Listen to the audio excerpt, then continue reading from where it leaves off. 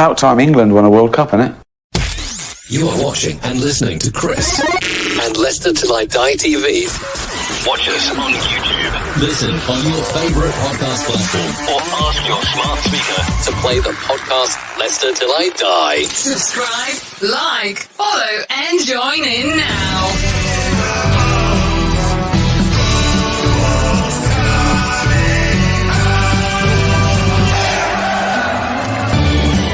Chipped in. And put it in. And it's there by David Platt. England have done it in the last minute of extra time. 2002 and they last streaming, and the next 10 years we're dreaming, but the golden generation didn't perform. Humiliation against Iceland, but in Russia we start climbing. Got a feeling it's our time we bring it home.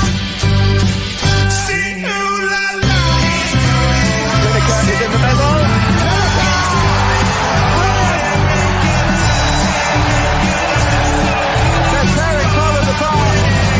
Sing ooh la la. Sing ooh la la.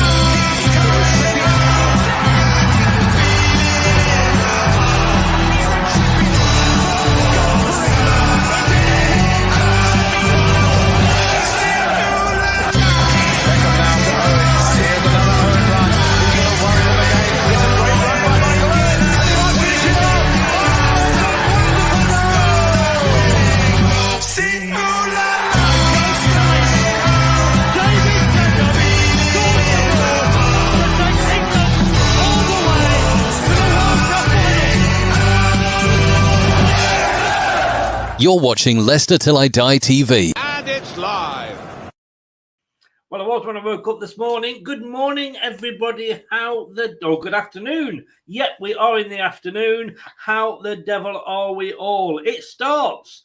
Well, we had a bit of a kick around yesterday, didn't we? I mean, you couldn't call that football. Certainly only one team was really participating. The other team, first host nation to lose in I don't know how many years. Well, ever, let's be honest with you.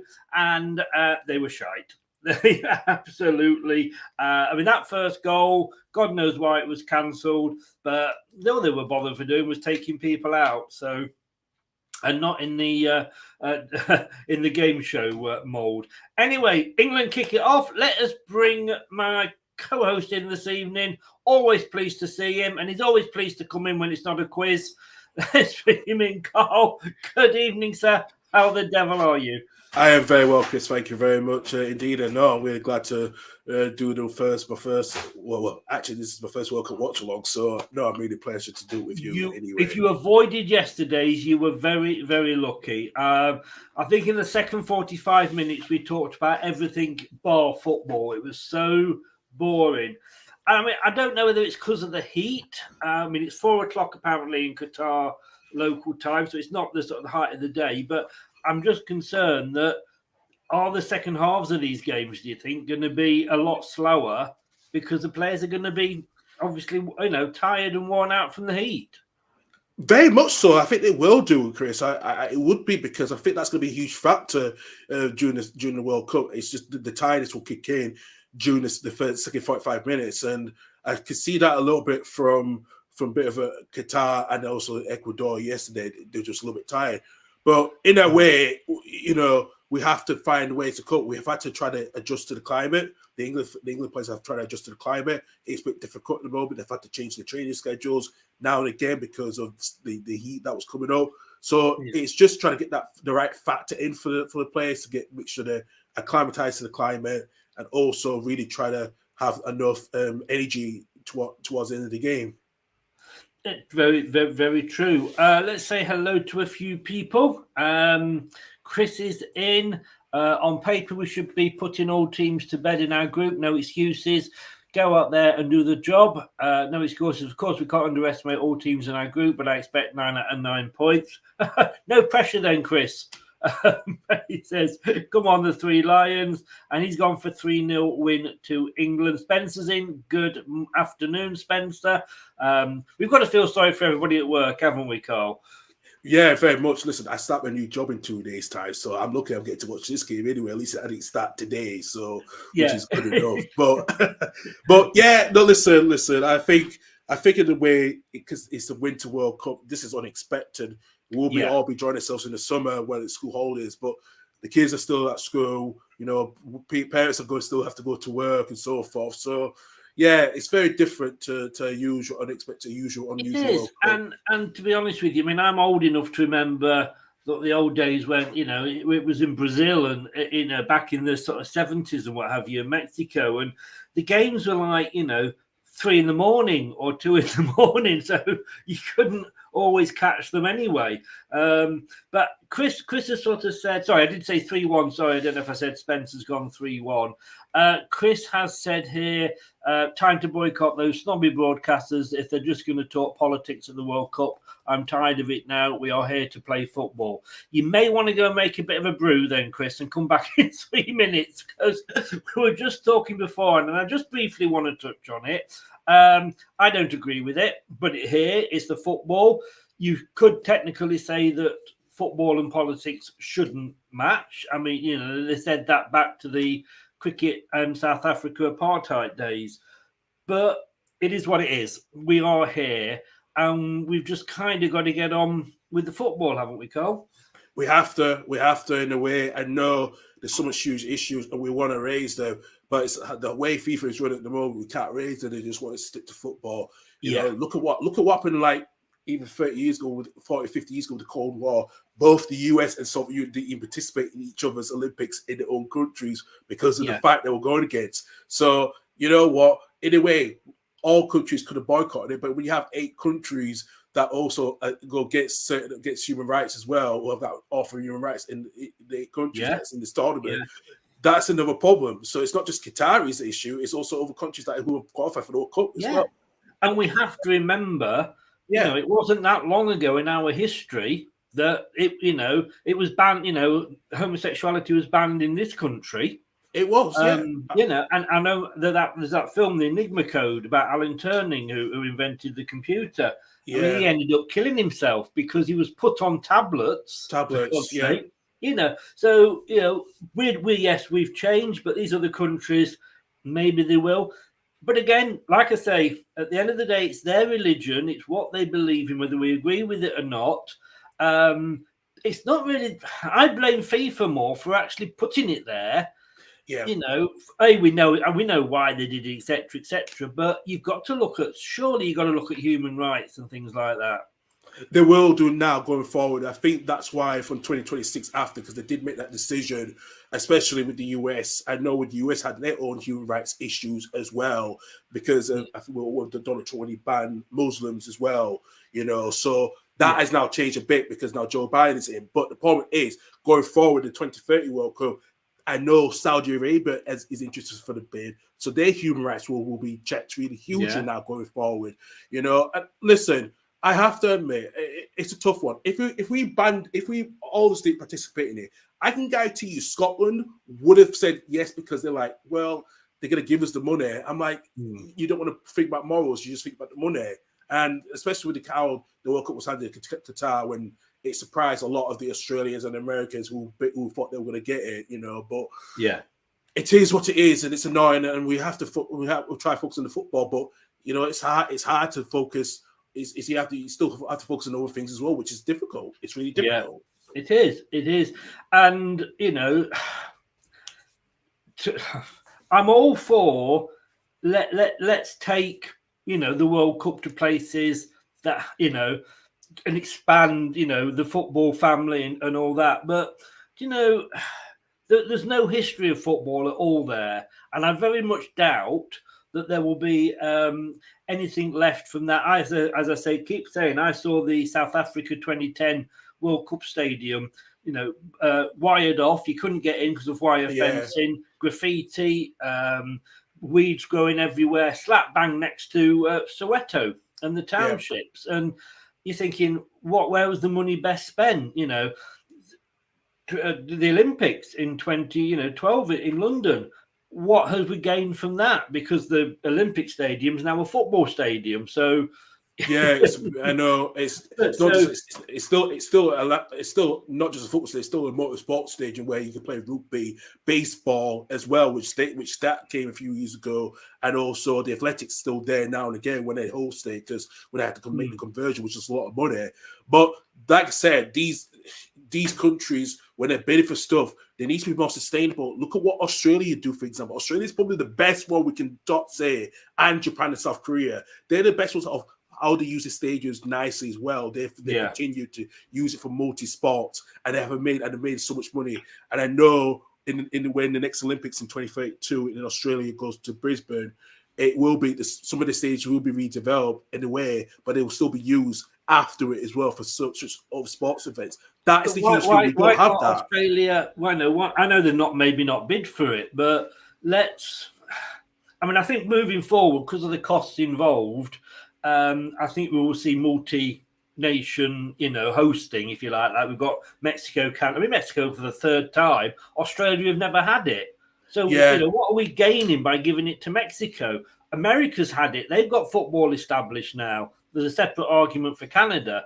But let's give these countries that have never had it the chance to do it. Australia could host with New Zealand. I know that Australia have now moved different time zones. But I thought when Blatter went and Infantino came in, or whatever he's called, I thought things were going to change. But they've not. If we're going to take football somewhere, great, let's promote it, but at least let's look at the human rights and everything else of the country where it's going to. Budweiser must be pissed off. Yeah, of course. They're asking for £40 million back on the next World Cup because they can't sell the beer. Yeah, I know, and that's a frustrating thing. I think look at it now from going for 26. I think there's going to be a lot of multi-nations. I know the South American teams have trying to bid for Uruguay, trying to get their centenary World Cup. So they're trying to bid with Chile, Argentina, and I don't think it's Brazil. I think it's either Brazil. I think it's either Paraguay as well. I think so. I think there's going to be 4 nations. I think we're looking at Ukraine won't be hosting anything, but they are part of the Spain and Portugal bid. And also you got the Greece. I think it's Greece and Saudi Arabia bid as well. They both joined together. So this is going to be an interesting change. All these bidding now, it's going to be multi-countries now. I think one country can't represent as much going forward now because due to the expense. So that is going to be a lot of change going forward for future bids for any single country. Yeah, so it really is. Doug is in. Good afternoon, Doug. He has come on Iran, spoken like a true Scotsman. Can I just say, Doug, I don't know if you know, I hadn't noticed this, but England's training kit has got the shark top thing at the top of the shirt that we hate. I didn't know that. Sorry, Karl, just sidetracking there for a minute. No. Doug, get back to work. I've still not forgiven you for giving 7 points to Mexico away shirt. I'm going to mention it every time I see you. You're not getting away with that until the World Cup is over. Jade's in. Good evening, good afternoon, good morning, good day. Let's cover everything as always. She's going 2-1 Iran. Wow.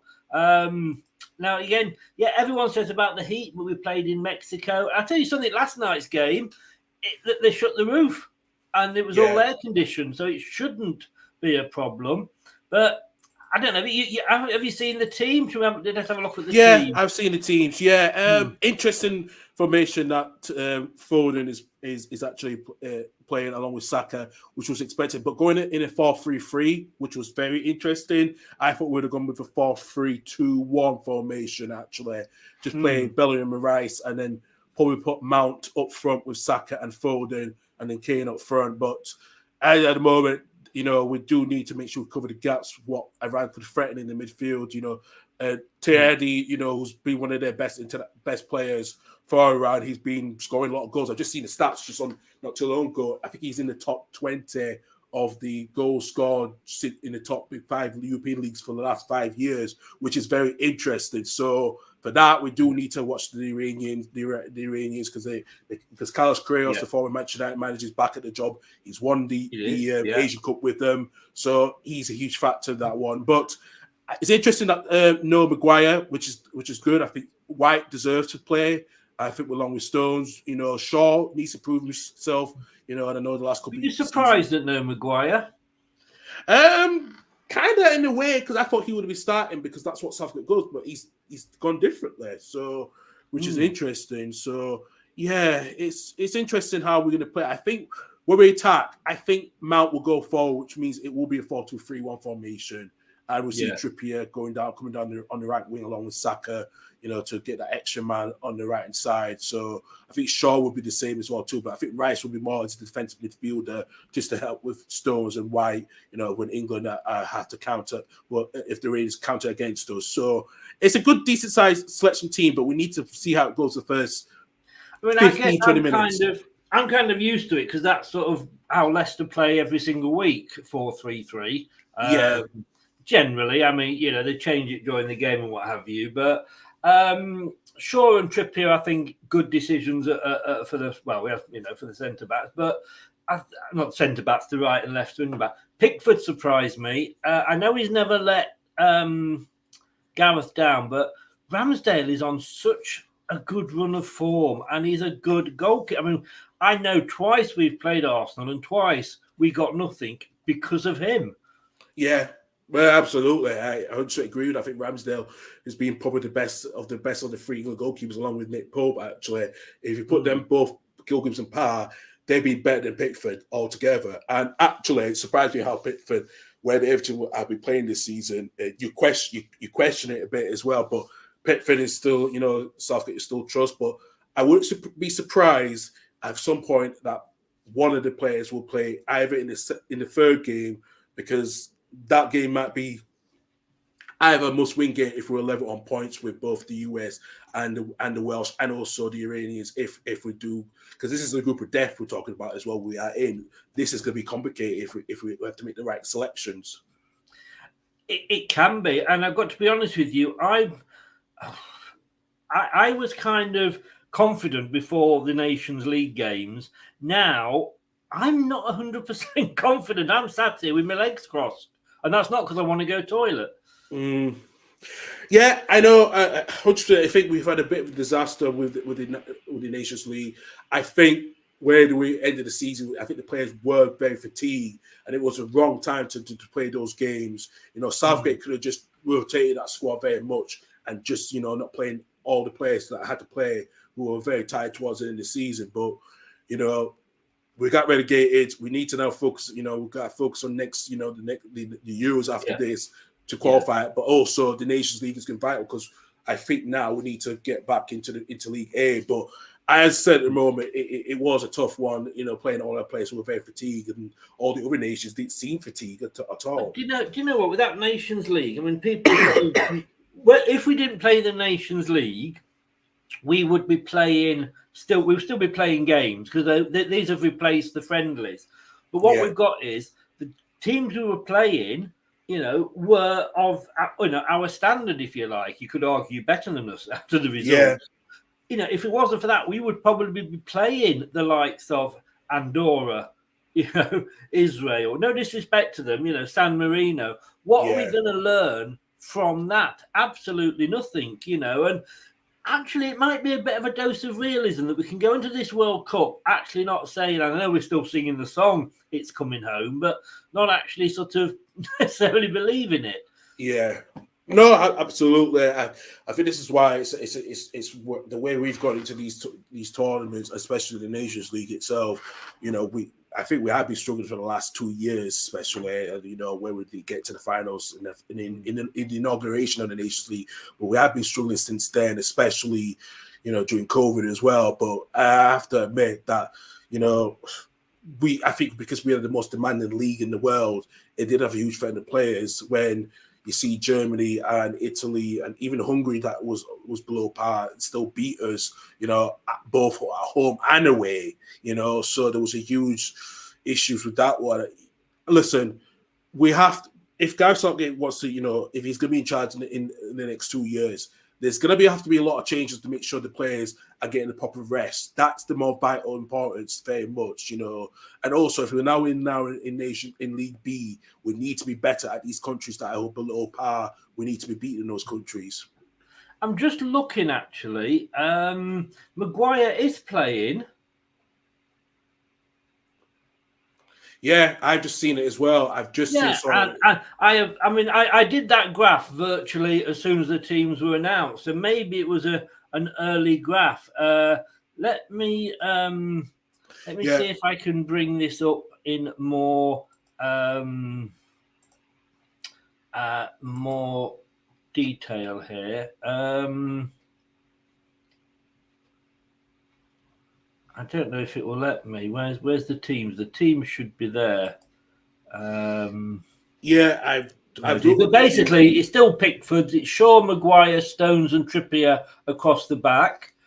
Rice and Bellingham. It is a 4-2-3-1 kind of. They've got it here now. Sterling, Mount, and Saka, and Kane up front. So, yeah, that is interesting. It really is interesting that Mount gets to play in that midfield, well, in that back three. But it's going to be interesting how we start, because I know Sterling's not been in good form as well, but he might come on form for England as usually when he does. But, I think Foden is the perfect player in the number 10 role. I know he doesn't play like that for Man City. Maybe he does for Man City now and again when he's playing on the wide out, but maybe playing behind Kane may be better for him. So, I think that's what the more vital thing is. I think that might be a perfect fit. If Maguire can try and not get caught out by the Iranians, then we would be okay. But as I said at the moment, we need to start well with this squad. I think that's what it is.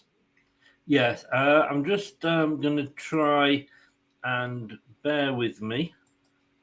I would say, bear with me, caller. Your call is important to us. So if I I'll have to come back to that. But let me just see if I can get the team up.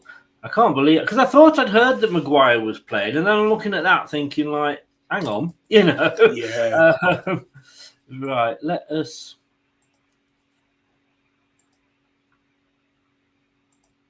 There we go. So that's the team. So like I say, Pickford, Shaw, Maguire, Stones, Trippier, Rice and Bellingham, Sterling, Mount, Saka and Kane. Iran do look to be going a 4-3-3. They're not to be taken lightly, though, are they, Iran? I mean, I was speaking on Doug's channel to a couple of Americans, and they are not confident about their team at all. Wales, for me, no, Bale doesn't turn up, they don't turn up. Yeah. Iran could be the surprise package in this group. They could be, actually, and the one player we do focus on is very much up front is the number of Termi, who's really the central striker, who's really been vital. Like I said, I think he's scored like over 50 goals in the last couple of years, the last 3-4 years in the top European leagues, and he's way behind Lewandowski and Messi, but his record has stood quite well. So, and looking at on the wide out as well on the right winger who used to play for Brighton as well. Did get a lot of chances at Brighton, which was unfair, because if Chris Hughton and Graham Potter played him more, we could have seen the best out of him, actually. Really good, But like I said, this Iranian side, it looks really good. It looks a good balanced squad for them, and they can threat on the wings. That's the worry that England needs to worry about. And they've got a good manager, Carlos Queiroz. They do. Carlos Queiroz, former Man United assistant coach. He's done really well, and he's going back into the job as well. I think, he knows that team, he knows the system inside out, how he's had to improve that, despite all the difficulties they've had, they probably will be one of the surprise packages in that group. Indeed. Doug saying he's on his lunch. That was timed well. Spoken like, I'm just trying to get the there we go, the stream back up again. Jeff is in from the Philippines. He says the teams are about to come out. They're in the thing at the moment. Again, everybody that's just watching, just a few house rule. Well, one house rule basically. The main one is do not give any spoilers out in the chat until you've seen it. We're all going to be on different times. We know that because I'm watching it on a Fire Stick. I think Karl's probably watching it live on TV. Other people, I am watching it. I'm watching it on BBC iPlayer. So we're all going to be on different time zones. But basically, what we tend to say is, and if you're in the chat, if you are in advance, which you probably will be, don't shout anything out until we've seen it on the stream here. Absolutely. That's just, I say, it just doesn't spoil anybody's enjoyment at all. Yeah. But let's have a look here. Ray, they should have tried to convince Vardy to go to the World Cup. Do you think so, Ray? He's not had the best of seasons, has he, so far? Yeah, he got a couple against Newport, but no disrespect to Mike, that's Newport. Hi, guys. Last night, my heart ruled my head. You did. You went for a Qatari win. Tonight, my heart and head are 1-2-0 England. What score are you going to go for, Karl? It's going to be a close game. I'm going to have to go 2-1. I think Iran will score, but I think England will just have enough to close the game. Yes, I know what you're saying. I've got that feeling because it would be so England, wouldn't it, for Iran to score? Yeah. But I'm gonna go 3-0. Let me just have my moment of glory. Let you watch me burn now. Yeah.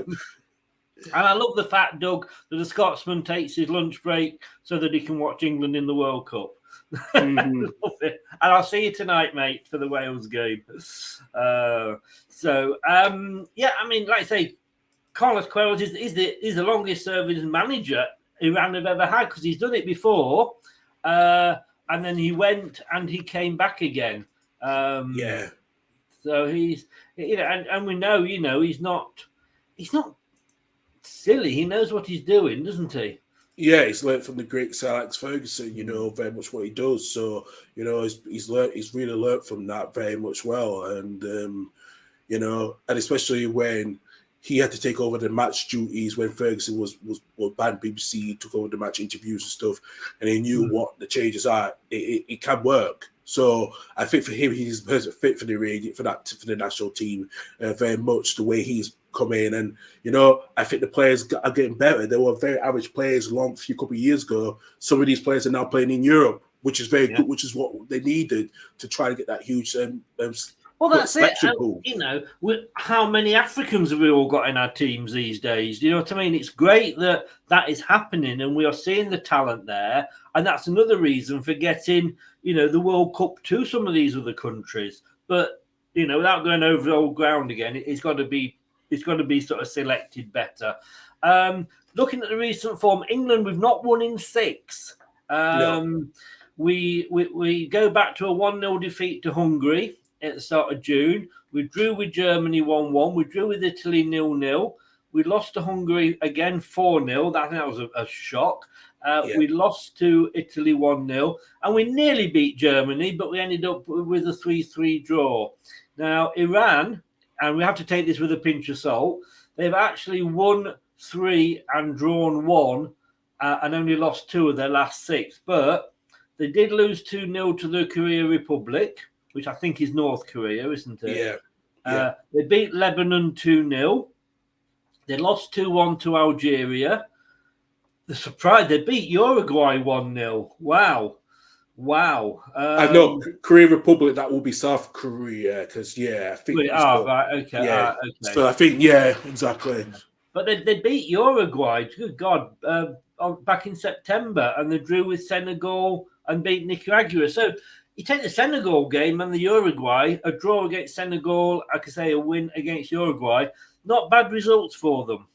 No, not really bad for us. They're probably one of the teams coming a bit of good, decent form. So, which is interesting as well. So, you know what?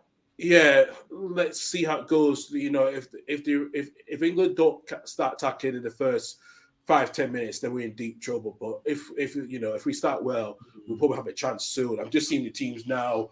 They're looking at it is a 4-2-3-1, and Mount up front, not playing a Foden, which is very surprising. But let's see what Mount can do as the number 10 role. So A new shirt for England. Do you like the new shirt? Yeah, it's not too bad. It resonates some of the kits that we had back in the late 80s, early 90s. Yes. Yeah, so it's a bit different. Yeah. Yeah, I liked it more at the start than I do now, but Iran have never progressed past the first round, so excuse me, there's an incentive there for them. It's huge incentive there for them because they did try to get out of the group stages in the last World Cup when they played against Spain and Portugal, which was a very tough group. But they did held above, above what they did, playing against us. They had a very good tournament, despite they didn't get out of the group stage. I think there will be a threat if they do get in the group stage, but it wouldn't be surprised if they qualify again for the 2026 World Cup. They'll definitely be in that round of 32 more like, because I think they have got that team to make They have kicked off, I believe. It hasn't on my stream as yet, but it has on the stream in the middle.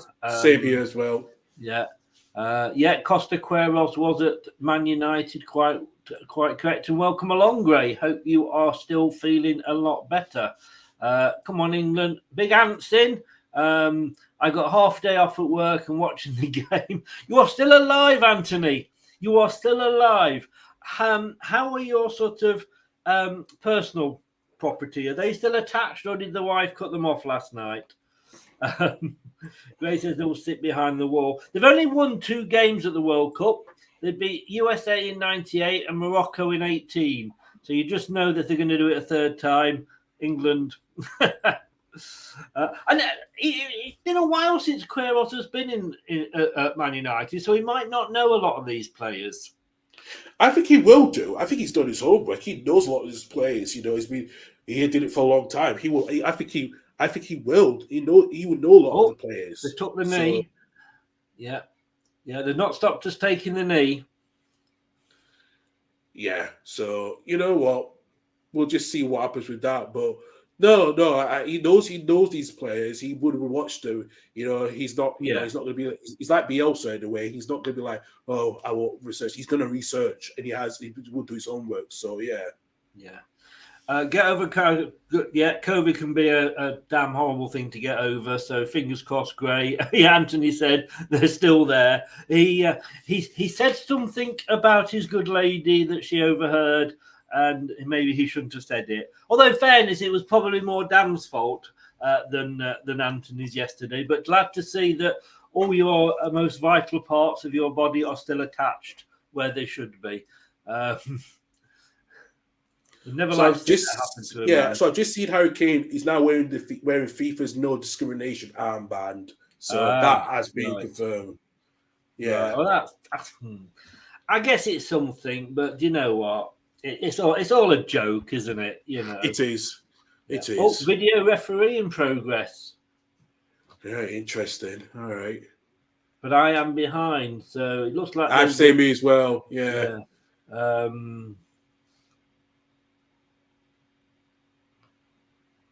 I'm still waiting on catch up here. It has stopped. It has stopped with the goal kick. So it looks like they're waiting for something for VAR. This will be interesting because, like I say, I've not caught up yet. I'm still on 138, 139. I am on 120 now, but I'm watching in HD, so I am a bit behind. So right, yeah. Right. You posh bugger, you. I've got Sky Glass, so right. Yeah. What's it for? I just can't see what it was for. Oh, whatever it is, it's not. It's carried on. What was the VAR for? Possible handball. Yeah, I'm now seeing when England. That said, I am can you believe 2 minutes behind the thing in the front than the graphic. So I'm a huge 2 minutes behind. All I'm just saying at the moment is we're having a corner. So I'm guessing. Yeah, I'm now up to date now. I'm about into 4 minutes now because I've had to back out and back in. So I've caught up with it now for 4 minutes. So yeah. I'm just going to see this corner and then... Oh, right, yeah. Some England players went down. Maguire is asking for a penalty. And obviously they didn't get it, but let's have a look. Oh yes, come on. Come on. That's more like Strictly Come Bloody dancing than football. Yeah, I've just seen some of the replay actually about that. That is a bit surprising. And Maguire, had more than a fair chance to get the ball, but yeah, it is surprising that has not been given a penalty. To be quite honest with you. Yeah. That should be. I mean, let's be honest with you though, we saw that yesterday. Yeah, we with that did. first goal. That should have been a goal. Yeah, there was another Qatari player that was playing No. onside other than the goalkeeper. So that did surprise me with that one. It did not make no sense why that was a goal. I'm back up. I'm back up to 5 minutes 35. Right, I'm on 5:13, so I'm not too bad. So we're about there. We're not. This is as close as I've been. Come on, England. We need you now. I've got the goal celebration. Yes, it was a penalty. Yes, Gray. It was a penalty. I don't know how that cannot be given. I really don't. There's no point there where anybody's decided to look at the ball. This is Jermaine Janus. I do like him as a pundit, in fairness. He's got no interest in winning the ball. Chesney just dragged Maguire down. It's a bear hug, a ridiculous challenge. Yeah. That was a penalty. Gray, he has played well for England. And to be honest with you, when you look at his form for Man United, has he been that much worse than any other United defender?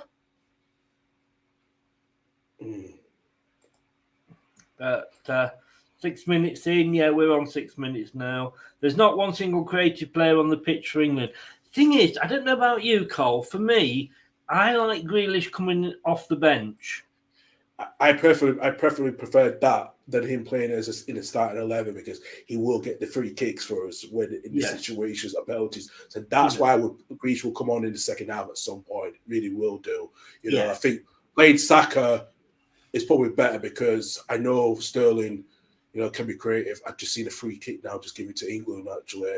Yeah, so that is interesting, But Saka, if Saka could try and get the, to try to move past players to get the fouls, that gives England a bit of a better chance. But we'll just see how it goes now. I think it looks like it's Kieran Trippier taking the free kick. I think he's just waiting to see what he's going to do. I think that he's going to try to cross the ball. No, short pass. Kane's, cross. Oh, chance. Oh, chance for Maguire. Hit the side net in. And two of the Iranian players have gone down and collided with each other. I think the goalkeeper is bleeding as well. Iran just fell asleep there. Iran just fell asleep. They didn't unmark Kane. Kane just, chance there. And also Rice was there as well. Rice could have headed that, but he was a bit too high. And then Sterling just missed it. Yeah. I mean, we've started well, haven't we? Yeah, we started decently. I think, I think that put Iran under a bit of a pressure now. But now they're getting a few minutes of the players trying to get their, to make sure they're all right to play on. So gives Iran a few minutes of break just to help them get back in this game and try to frustrate England. But I think what England can do at the moment is keep playing the short balls. If in the free kicks, if Kane's unmarked, he could try to, get the ball in, and Maguire will be at the back post, which is probably better for him. So, the keeper is down, Gray. I think you say they just ran into him and a defender ran into each other. I just don't get what is allowed as a contact and what isn't allowed. I just don't get it anymore. No, I don't as well. It's been, I think FIFA and IFAB has just been FIFA and the International Football Federation Board. They keep changing rules and they don't know what it's, and I think it's getting confusing at the moment with the contact. And I think it's going to be an issue for quite a long time until they get the correct stats. What is a contact or what is not a contact? Because I think things do need to keep improving to make sure it's fair. So actually, the keeper did get a touch actually on the ball before on the cross. And I think Sterling just missed down. I think that's why Maguire couldn't convert that chance. If the keeper didn't get touched, I think Maguire would have slotted that in, actually. Yeah. But, I mean, even, I'm just saying, the BBC, again, saying it's a penalty. Sky are saying it's a ridiculous challenge, but the Brazilian referee isn't interested, and nor is VAR. But that, I've just seen it then. That was, I mean, the goalkeeper, in fairness, made a good, he got his hand to it, which probably, if he hadn't done, we would have scored.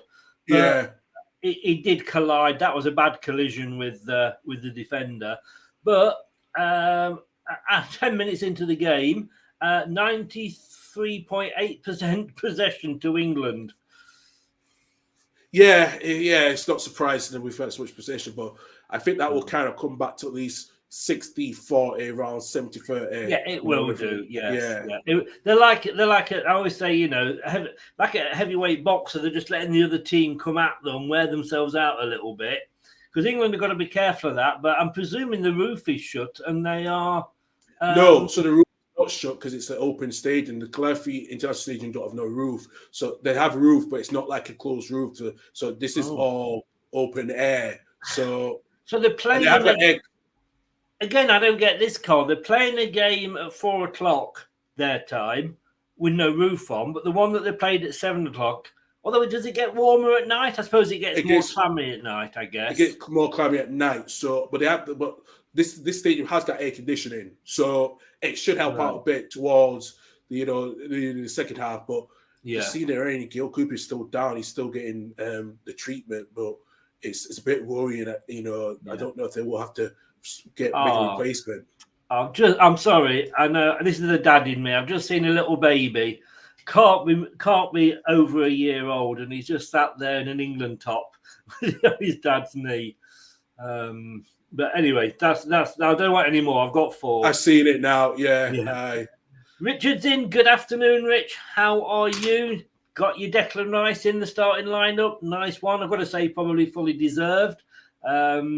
Maddison, of course, injured, but he's not been sent home, which is surprising because he could have said by Southgate, he had up until yesterday, I think, managers to send players home if they were injured and replace them. Yeah, they could have done. I think Maddison injury might not be that serious. Well, hopefully, he might either get to play at some point. But yeah, it was a bit surprising because you look at with Benzema not in the French squad, they'd not replaced no one. So they obviously feel that Maddison can come through this. Yes. Yeah. The reserve goalkeeper is putting his top on. It is a head injury. But okay, how are you, Kate? Welcome along. Not seen you before. If you're new, give us a subscribe and also subscribe to Karl as well. I can't put the names up at the bottom because it cuts them off the way the graphics are done. But just tell everybody where they can find you, Karl. Yeah, you can find me at the Totally Levy and Her Football Podcast on Twitter at LH Football Pod, also on YouTube as well. We have that Facebook page, and also you can find us on the podcast services on Google, Apple, and Spotify, and other podcast services. And also you can find me personally at Karl Levy 92. There we go. Make sure you go and follow Karl as well. I will be putting his details in the description below. At full time, so you can. To be honest with you, I was out this morning, so I forgot to do it. But I'll make sure that your details are in. Richard Maddison fit in a week. Well, they see something that he is going to get fit. What are they doing with this goalkeeper? They're replacing his shirt. They're changing his shirt. But I don't think, and he's changing his shorts as well. So, which means he's still going to play on because he's got blood on his shirt. So, he'll have to. Yeah, he's got to come. If it's a head injury, he's got to surely come off. Yeah, I think that's what's going to happen as well. I think he will come off as well. Actually, yeah. I think it will be like a temporary substitution to see if he's conscious enough to fit. But yeah, they have put tubes up his nose to stop the bleeding. So we'll see what happens just to make sure he's fine. But it looks like they are going to replace the goalkeeper. It either be contemporary, which means England will get the extra substitution if they keep the reserve goalkeeper on. Yeah, you are welcome then, Kate. Thank you for finding us. Hope you enjoy it. And if you do, smash the likes because it does help. And like I say, give us a follow or subscribe and subscribe to Karl as well. He's a Leeds fan, but we like him. But no, he's carrying on. He is carrying on. Yeah, that does sound like it. Yeah, I think it looks like if they've done the right protocols, then fine. It depends if these protocols with the concussion, it's questionable. But yes, yeah. Great, to be honest with you, January. I mean, it's all going to be rumours. We're going to be losing half the team apparently in January, Tielemans and Maddison. So let's see what happens. Let's see what happens. Look at all the rumours in the summer. England are coming away down the left-hand side, being held again there by the Iranian keeper. Tell you what, Qatar was a dirt. I thought they were really dirty. Yeah, right. It reminds me of Panama and and also Peru in the last World Cup. They were just so you couldn't play against them. They were just so dirty, and I think that's why the football with them was just like they're not creating chances. They just want to try to make tackles, and I think Enner Valencia was down again. Oh, great! He's going to have to come off. Yeah, it's not a surprise. And we'll be saying that as well, actually. I think they should have just taken him off before. They should have done. It's a head injury. He's saying he's actually saying he wants to come off. He wants to come off. Yeah, I see the signs now. Yeah. Oh, great. I just don't. I mean, why did they let it? I mean, the protocols are a joke, and they're trying to break them. Pretend it's just it's frustrating. It's really frustrating because why he stayed off for a minute, and that I can see from his eyes, his vision. It looked like his vision was just like. And Carlos Cruz is putting his head up on his head, his hands up his head. That this is bad. About they should have just took him off. Yeah. I mean, I can remember. I'm going way back with Mark Wallington, and I'm sure Gray will remember this. When we played Shrewsbury in an FA Cup, it's the one where we had three goalkeepers. There was Mark Wallington who was our goalkeeper back in the day of one substitute. We had the England guys just keeping warm with the ball, and then Alan Young came on. Then he got injured, and Steve Leinitz came on, and then because he went off, and Alan Young came back on again. Yeah. It's a head. I mean, but he got injured and he carried on, and it cost us 2 goals. But in fairness, I mean, they're just showing it again. Oh, I mean, oh my God, his eyes are shut. I hope he's all right. His eyes were shut. That the way I just said that to his eyes were shut in. You could tell that reaction. Yeah. I mean, it was. Oh, I mean, with Mark Wallington, it was a leg injury. That was what it was. But, you can't. A clash of heads like that. And it was straight onto it was, front on, wasn't it? It was not that any head injury is bad, but no, he has to go. He has to go. Kate's come to us from Doug's channel. So thank you very much, Kate. You're most welcome. As I say there, Doug will be with us tonight for the Wales game. We're trying to get him involved because, of course, being a Scottish fan, he can't watch Scotland. So we're trying to get him involved with England and Wales. Yeah, no.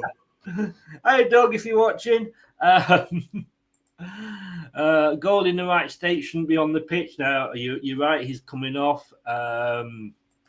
He remembers it very well. What a game! It's a classic game. It's certainly in that list of top 10 games, I think. And Nate, good afternoon, good morning, everybody. Good evening, good morning, good day to you, Nate. Hope you are well. Doug is still in. That keeper should just go off. Yes, he is now. Yeah, Hossein is coming off for very bad. So yeah, it was really ridiculous to keep him on even for another minute. It was ridiculous. He should have gone. They should have done proper checks, and we could tell that he was not right. But now. Yeah. England now can really put pressure now if they, wants to start the game. So yeah. Kate says have to watch you on a 1 minute delay as watching on iPlayer.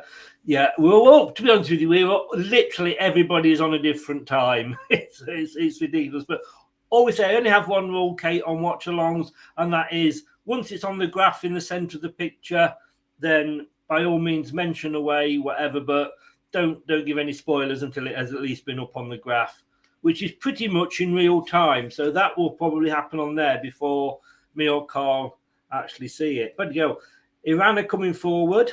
yeah, just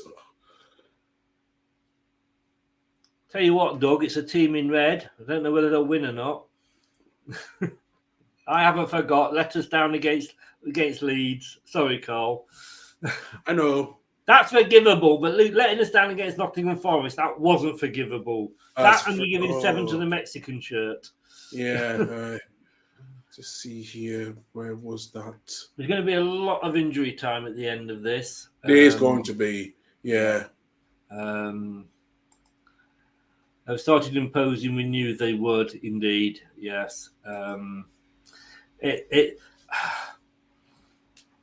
There's not much of the game to talk about. I can't say tell me what's happening because there's very no. I mean, the penalty. I think apart from the injury, it's just a penalty decision, really, isn't it? Yeah, it is. It is at the moment. Yeah, that's been the two significant things in the game in the first 20 minutes. But as I said, Iran's got a free kick now, which is going to be, see what their plan is going to do because I see England are going to be lining up in a looks like I'll say zonal marking. I don't think they're doing man marking yet. No, looks like it's a bit of man marking there. Yeah. So not the best free kick, but it has come back out to them. I've seen better free kicks. Not going to lie.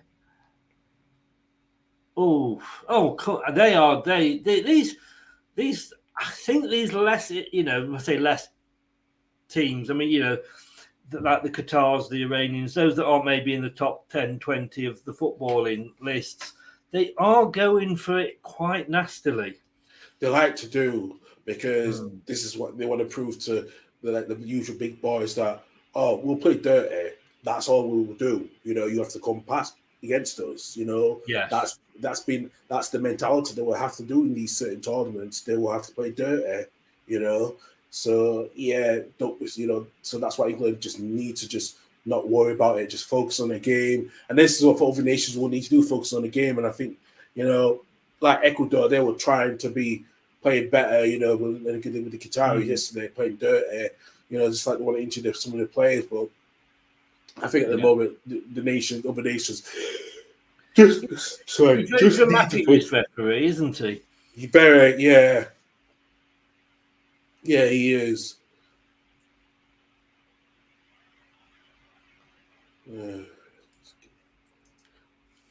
So England are coming away again down the far side. Oh, lovely ball. Lovely. Can you get it a good cross in? No. Is the answer to that.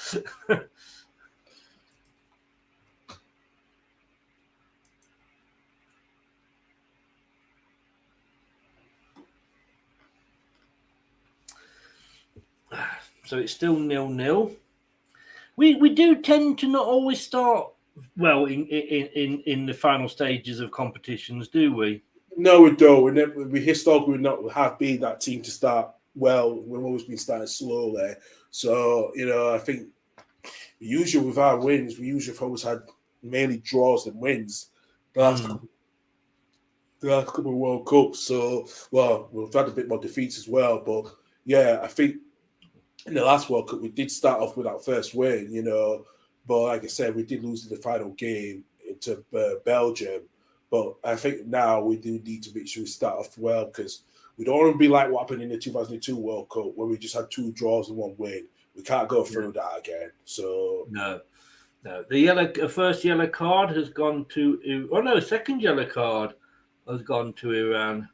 Yeah, I've just seen. Yeah, the free kick because I see it was offside. Right, okay then. Yeah, but I'll just see. You'll see the free kick coming up at the moment. I will see the free kick soon. Yeah. Oh, he's trod on his foot. He's trod on his foot. Oh wow! And it was above the boot. That will have hurt. That was a deserving. Yeah, I've just seen it now. Yeah, I've just seen it now. Absolutely, I no. think he might be the third.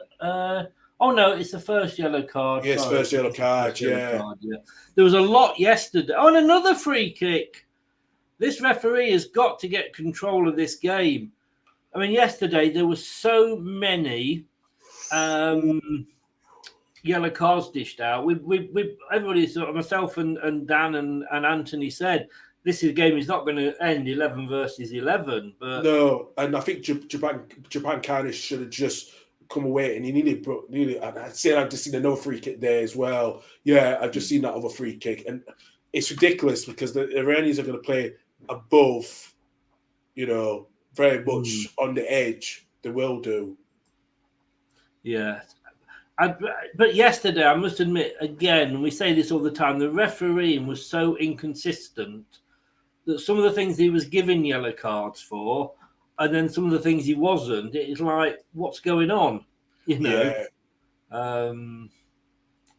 But it's going to be, just saying then, Gareth Southgate, we've been in the last 4 of the last 2 tournaments, but this, whichever way it turns out, whether we finish first or second, if we do win the World Cup or do get to the finals, nobody can say that we're going to have had an easy passage.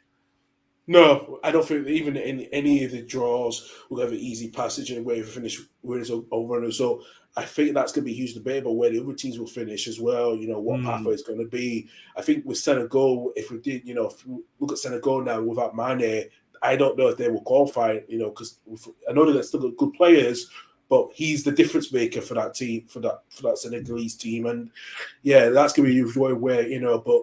We have to have an easy path. We're not going to get an easy passage to the World Cup, all the way to the World Cup. We always knew that. We always know that. And that's going to be very difficult. Yeah. That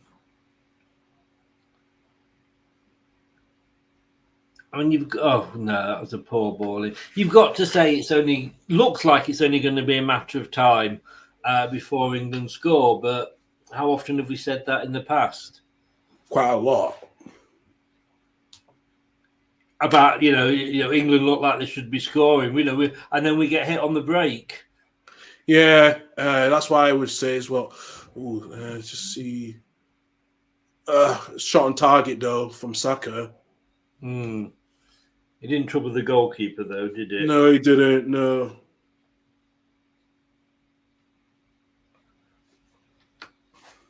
You know what? The last couple of days, it was miserable at Edinburgh. Just down the road from me, the whole traffic area was flooded, so there was no cars could go through. It was a hot 2 days rain, and it's now a nice sunny day up here in Edinburgh. Yes, it's compared to us a few days ago. Yeah, just talking about the match before last night, I was reading there because Rich messaged me afterwards, and he said at half time he went and did some cooking. He was that bored, So although I must admit that yesterday's game started a lot better. Ecuador did, although England, I suppose that they've got to pace themselves. They do. They just need to pace themselves just better. I know we're trying to rush the chances a little bit, but we're going to get some round. We should not rush it. We just be patient and let them. If we score first goal and they crumble a bit, then we can rush it a bit more. But I would just be easy on that one, where England's trying to put, trying to pass the ball on the other side to Trippier, so. I was surprised yesterday there's no drinks breaks, but I guess if the stadiums are air conditioned, they wouldn't need to. Only one stadium's not air conditioned, but the rest are. So I think that stage, one of those stages that I was getting, will be having a drinks break. Go on! Oh, side netting! Oh, sorry. Oh, I think that was Mount side netting there. That was a good. Yeah, I've just seen that. Nicely. Yeah, I've just seen it there. And actually, Saka and Trippier working in harmony, and they found Sterling. And that was a good ball from Sterling. Yeah. from Saka as well. Pass to was, Saka, yeah. really good chance. I like Saka as a player. Yeah, I and he do deserves a start. He deserves his first World Cup start as well, actually. Yes. So, Snapple's in. Good evening, Snapple. Hope you are well. And welcome back for the second game. Iran is also a much better team than Qatar. Yes. Yes, they are. Not quite as dirty, but they can still put the boot in when needed. yeah.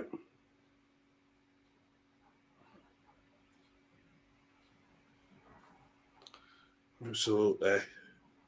Oh, come on, England. They're messing about with it, England. No, they've got it away now. Coming away down the far side. A lot of red shirts back, though. They are defending in numbers. Yeah, Carlos Queiroz is a very defensive-minded manager, so he knows how to set his defense up quite well. We're getting the crosses in. We are getting the crosses in, and we are. Oh, go on! Oh, it's that Saka. final touch. Oh, Sterling. Sorry. Touch. It's just that final touch is the question. Yeah, Yes. I wish that was the scoreline, but it's not. It's 2 corner kicks to England, none to Iran at the moment. I'm starting to get a little bit excited here. I'm not going to lie. I think it's coming. It's coming. It's slowly coming. Yeah. I've got my goal celebration ready.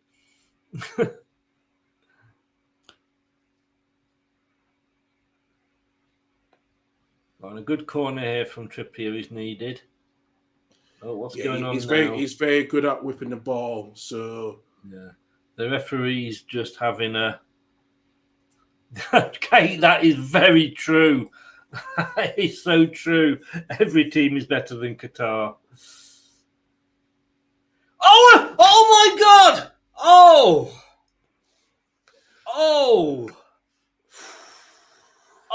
my God! How that? Oh, hit the post. I'm sorry if you've. If I'm trying not to spoil it for you, Karl, but I know. It's all right. I'll let you off. I'm not too far behind, and I've just seen it as well. Oh my God! Yeah, that hit the crossbar. Oh, that the goalkeeper was nowhere. No, he wasn't. Maguire. It was Maguire. I've got to say this. I don't believe it. I don't. That was close. Great effort from Maguire. It was. He obviously. And he was unmarked as well. Yeah, he was marked as well, but he got above. He looked like he was grabbed. He was grabbed as well just before. Luckily, it was just after he headed it. So yeah, just even Pickford was going into his kick. It was going in as well. Just seeing the replay as well. So. Yeah, I mean it wasn't. Look, I said the goalkeeper was just rooted to the spot. He was. Yeah. He had no chance of saving that. Yeah.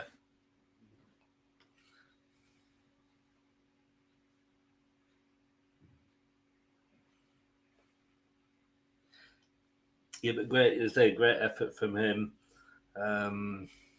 Like you say, it feels like it's on the way. Yeah, it feels. I think we might get something before half time. That's another question. If we can try to if Trippier can keep whipping those balls in for that we may have a good chance of scoring from a corner. Yeah, England have got the ball back on the near side, passing it over to the centre circle. Still 0-0. Oh no! My God!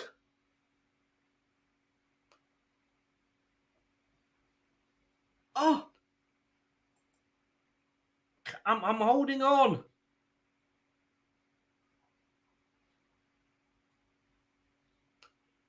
Yes, 1-0. Yeah, I've seen the build up from Maguire and then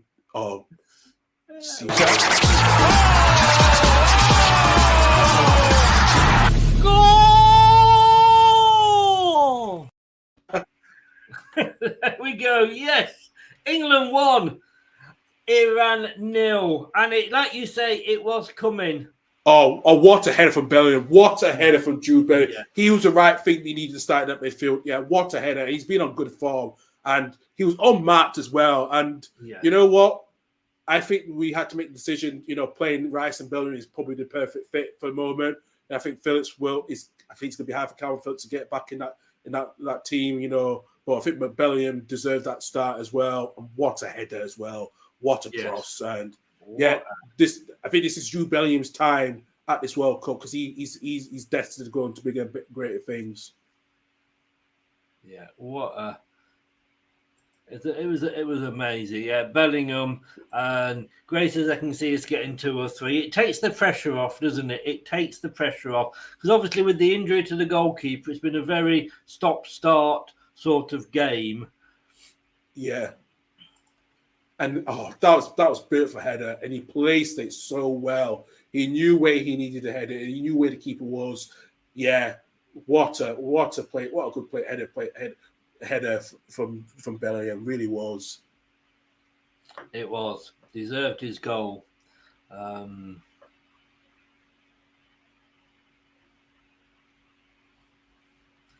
We're coming. Yeah, I think this is going to be interesting now because Iran have got to come at us. So it might just leave some gaps at the back. And at the end of the day, what a header. What a header, just showing it again.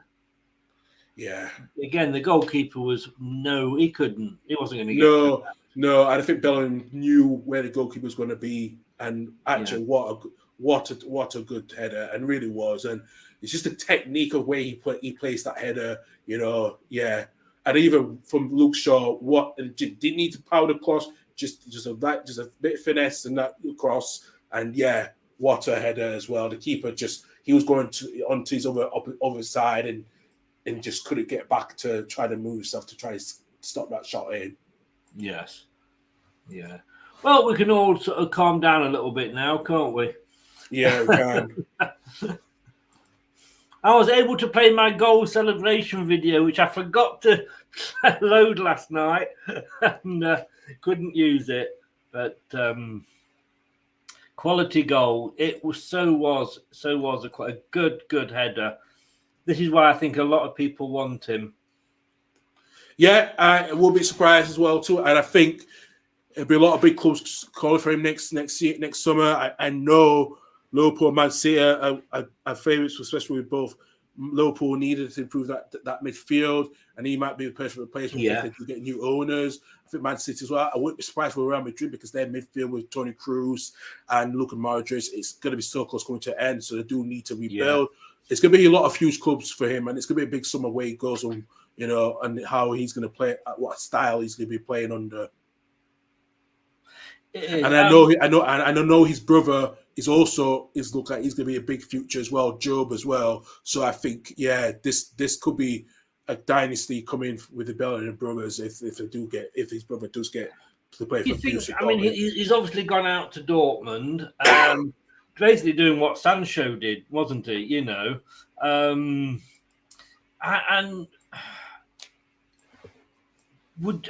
suppose the law of the Premier League is the thing. Oh, come on, that was a pull back, Mr. Linesman. What? I mean, fucking hell, the linesmen are right there. We could see that. He was level with it. What the fuck is that linesman doing? Sorry, assistant referee. Hey, I'm just do you know what? It's just because it's new automated technology, the semi-automated technology with the offside. The referees are pretty much just, that they've kind of now like. There was a pullback. I saw the pullback. Yeah.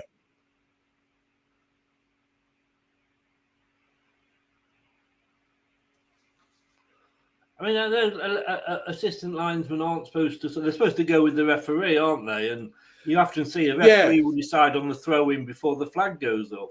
Yes. But look, 39 minutes gone. England deservedly ahead. Yeah, they do deserve it. They've created a bit more chances when they should have got that. They should have scored for the first that cross, and Maguire could have tapped it in, and long before the keeper did get a touch on it.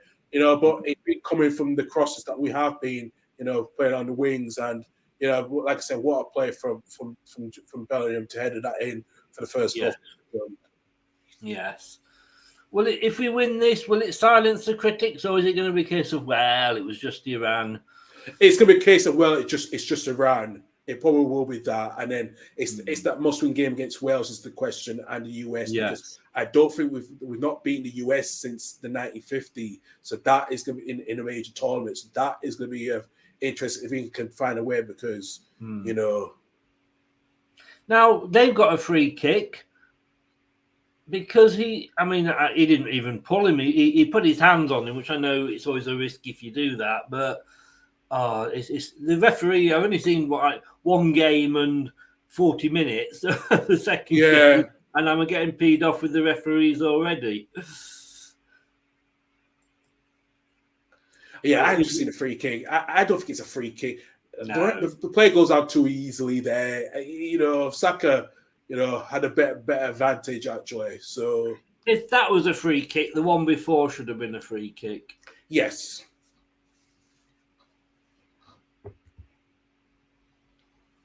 But anyway, the one stat that matters, the one at the bottom left there, England 1, Iran 0. I mean, there should be at least, I think there could be at least 7 or 8 minutes stoppage time. I think it will be, and that's why I think it is, because the longer they did with that injury break, I think it will be 6 to 8 minutes at least, so because we did lose a lot of time. If they bring Donatello and his fellow turtles on, it'll be ninjury time. Right. Boom, boom. I had to get it in. I know. I didn't do it yesterday, I forgot, but so the turtles are back. Good.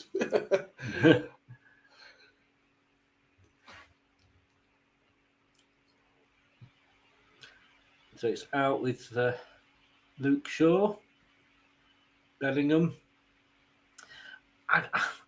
This is going to come back and bite me on the bum, but we are looking pretty comfortable at the moment. We are at the moment, yeah, which is a bit surprising, but not surprising in a way, because it depends how Iran was going to come out, but yeah, it's not a surprise at all, actually. Give the ball away to the box. Oh no, cool. Probably was the wrong pass there from Mount. Or did Mount receive the ball? Yeah, Mount. Yeah, no, it was the wrong pass from Mount. Yeah, I've just about to start to see it as well. Yeah. Yeah, I've just seen that. It was a bit long, yeah.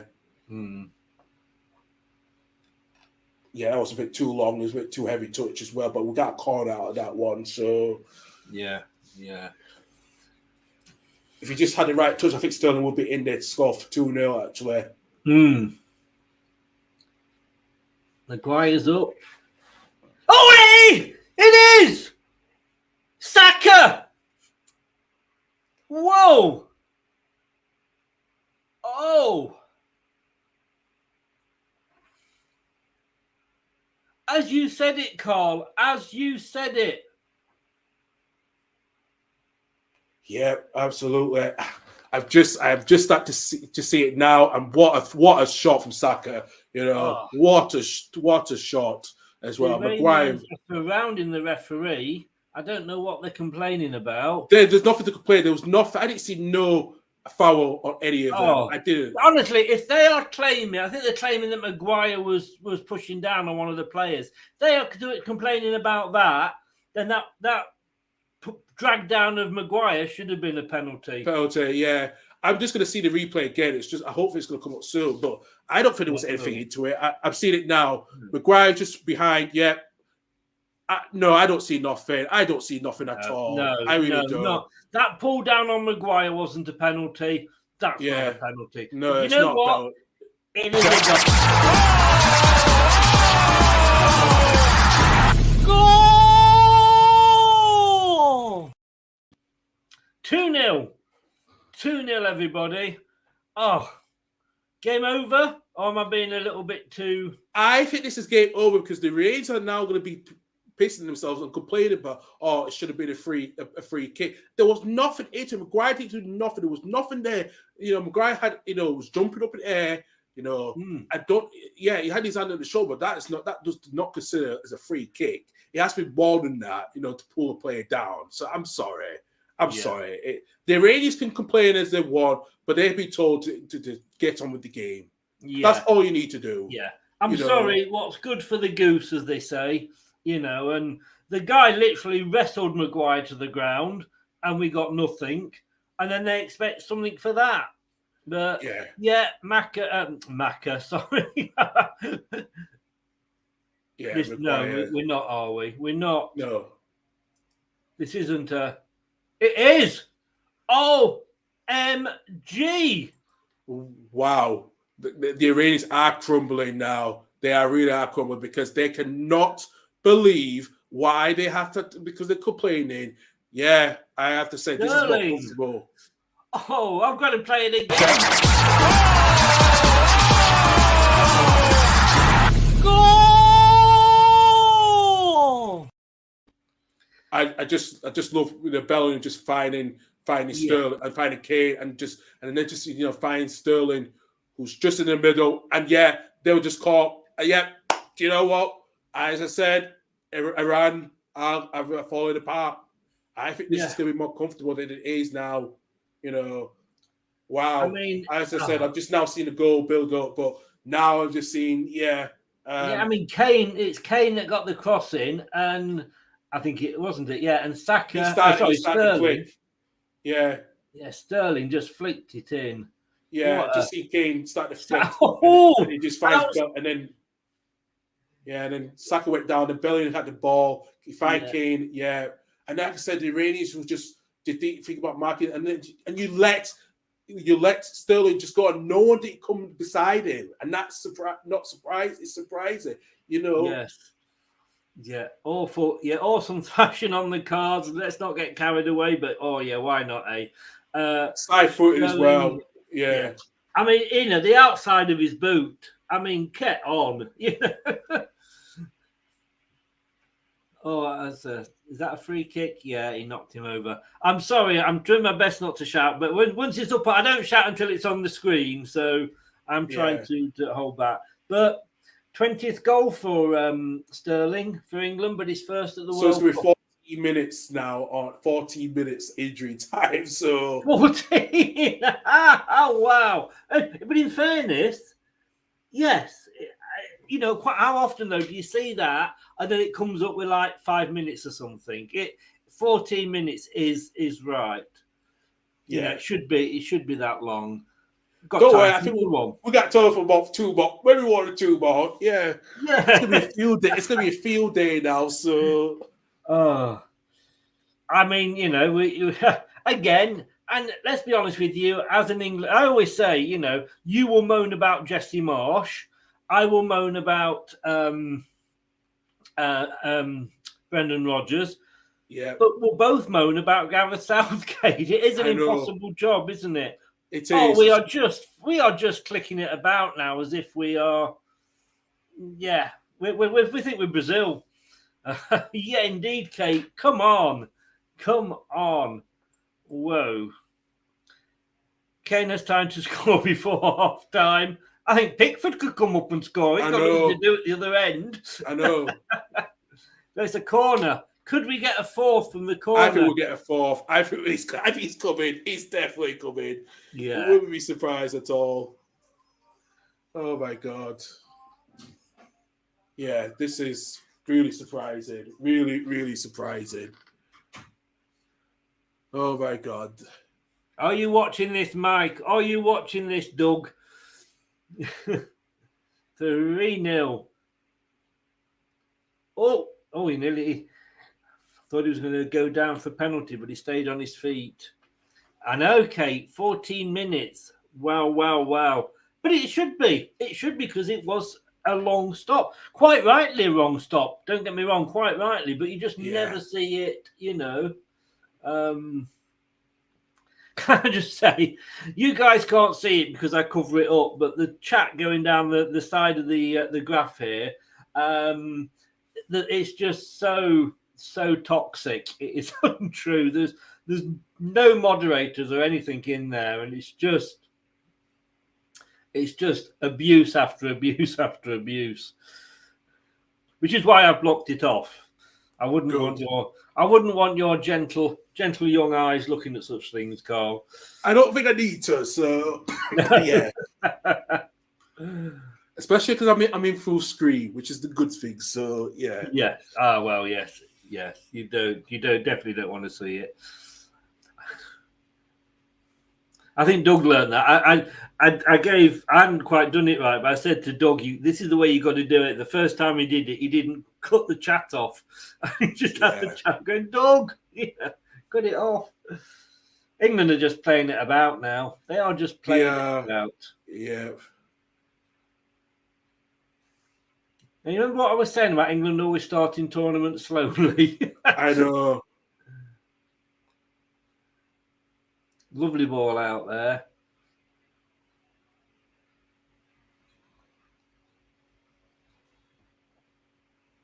Did I just see an England player with no name on the back of his shirt? No, I think I do see a couple of England players. I see all of them got the name on the back of their shirts. Number 12. Who's number 12?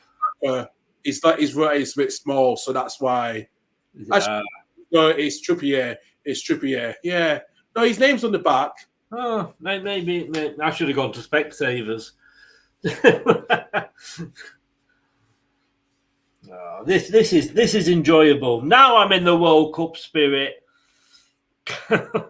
Everybody, we've got to be in the World Cup spirit now. If you can't be in the spirit at 3-0. And I've got to be honest with you, I thought this was going to be the hardest game. Yeah, so did I as well, actually. I really did. And yeah, surprisingly, we've come out a bit better than we thought we would be. So yes, yeah. Just shows you got to be patient. You can't go out and get you can go out and get a goal very early. Ecuador should have done, but put in the shirt again.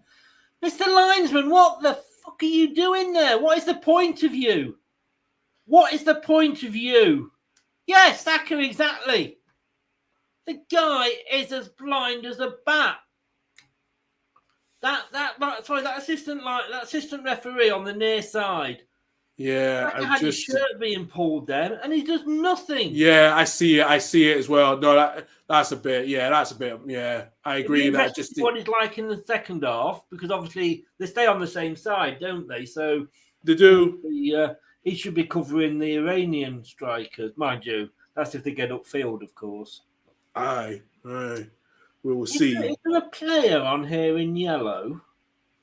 Yes, he's Jabanakash, and two players got booked anyway. So Jabanakash got sorry, I mean in the yellow kit. Oh yes, no, Jordan Pickford. Yes, sorry, I just hadn't seen him for that long. I'd forgotten he was on the pitch. Hey, thank you. I'm here all week.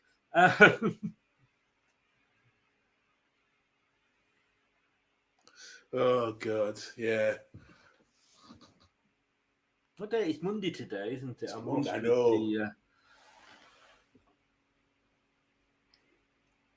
Still plenty of time in the half. But it was quite right. It was quite right that the game was stopped for so long. Yeah, it was.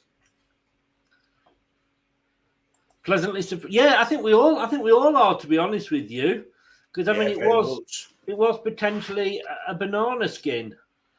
Yeah, we all did actually, especially we're going to, against a bogey team right around. We just didn't know how they were going to play, what they would do in the first 20 minutes. But, since after the fact the keeper was injured, they've lost that momentum. And we slowly just came building in, just, with a bit of chances. We could have had some one or two penalties.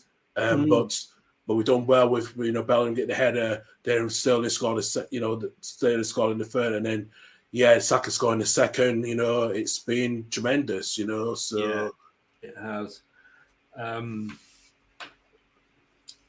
France versus Australia tomorrow. Another rematch from the 2020 World Cup. Australia nearly took its chances in the last World Cup against France, and we will see, because I think I am actually, Kate, I will see you tomorrow because I am on Doug's channel doing that watch along tomorrow. I've got 3 shows tomorrow. Oh dear. Yeah, you're gonna need loads of drink, loads of food just to get you Yes. through. I'm gonna have to go and buy a commode so I can just drink and wee at the same time. Yeah. Well, I'm on Dan's show at the Denmark Tunisia. I'm doing Mexico Poland, and then Doug's doing France Austria. I would have been doing Germany Japan on Wednesday, but the DWP said I've got to have an appointment when that's on. So Right, and I'm working my first day at work as well. So so you got a job? Sorry. Yeah, I did. I said it's at the show. Yeah, I got a job. Oh, at I thought Bernardo's. I didn't compute it. I thought you got an interview for some reason. No, Well done, mate. Congratulations. What are you doing? Yeah.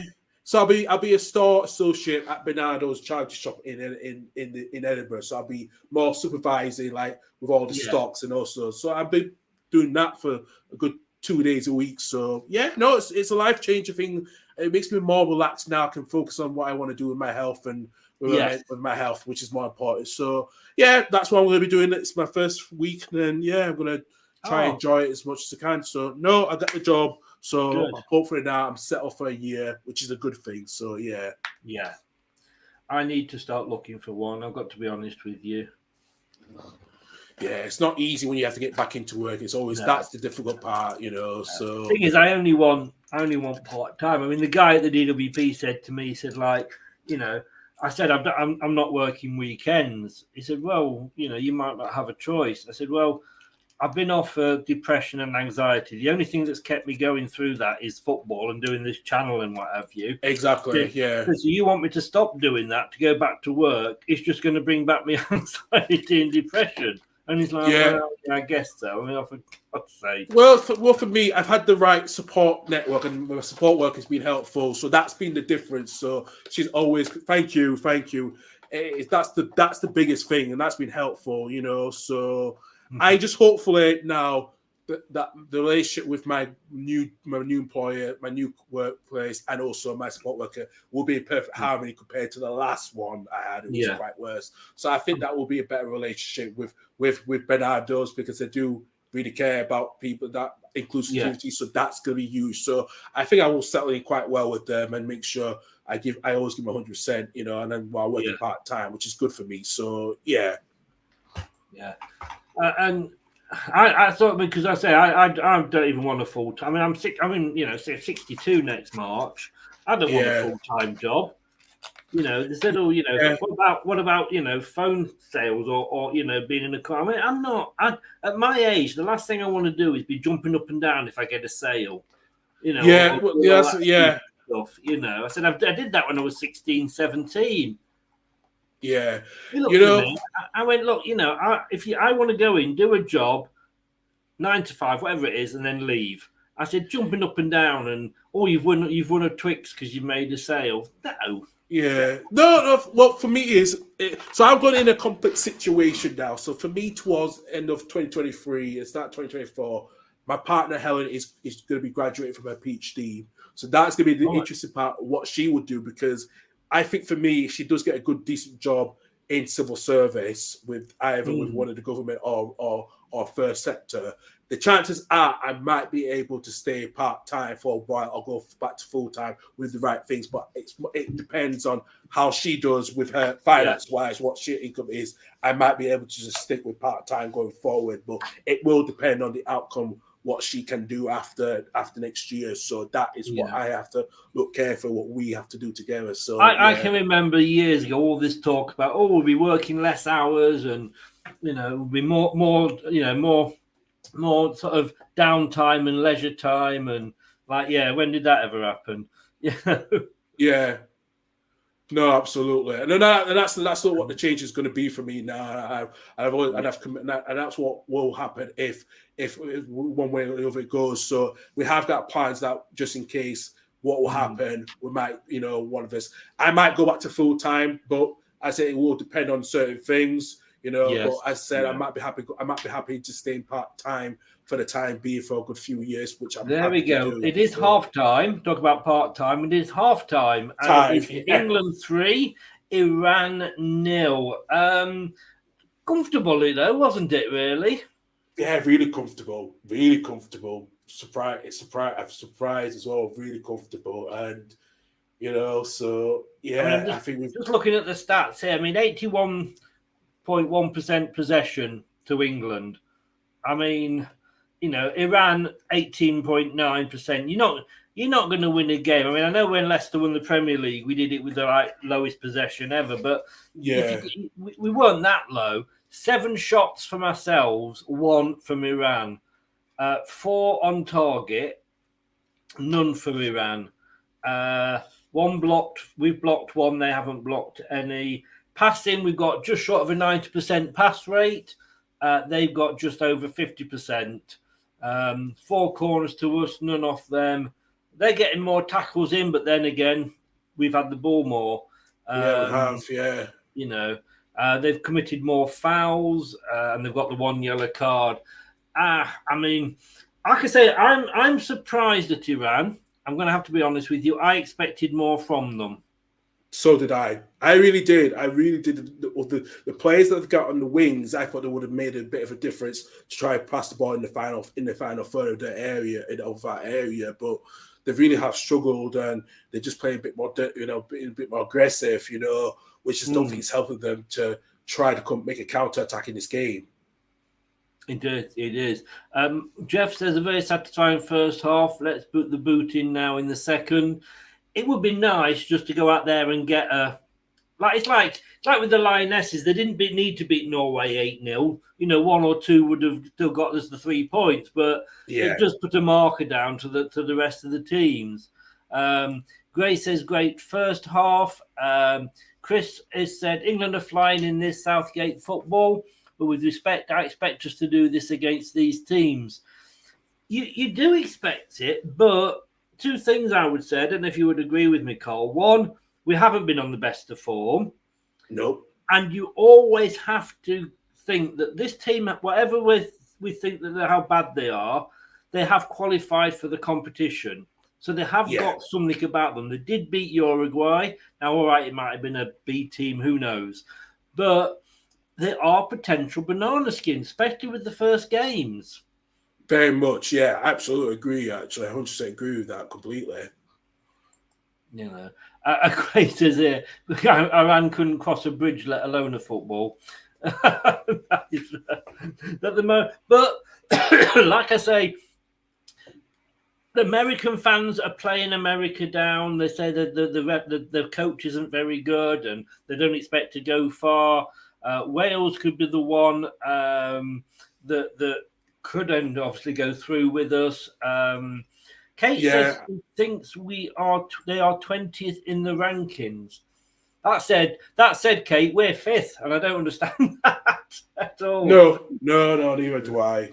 But that is a point. I usually have this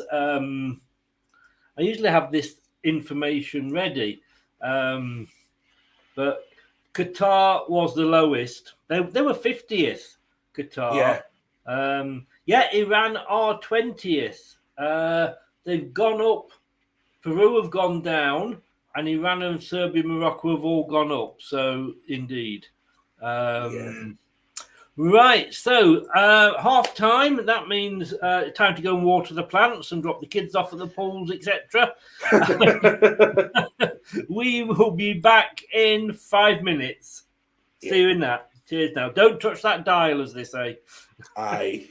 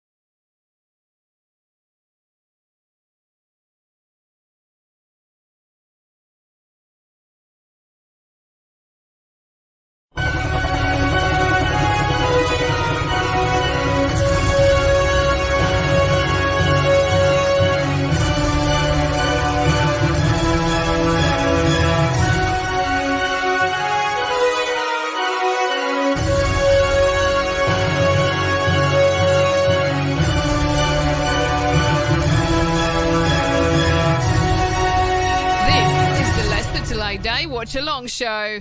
Join in the chat and don't forget to subscribe.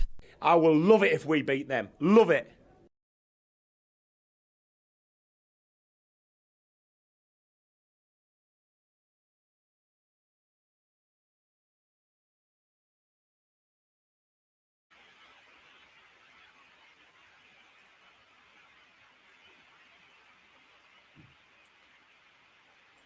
I know you can. We're both talking away, and I've got us both on mute.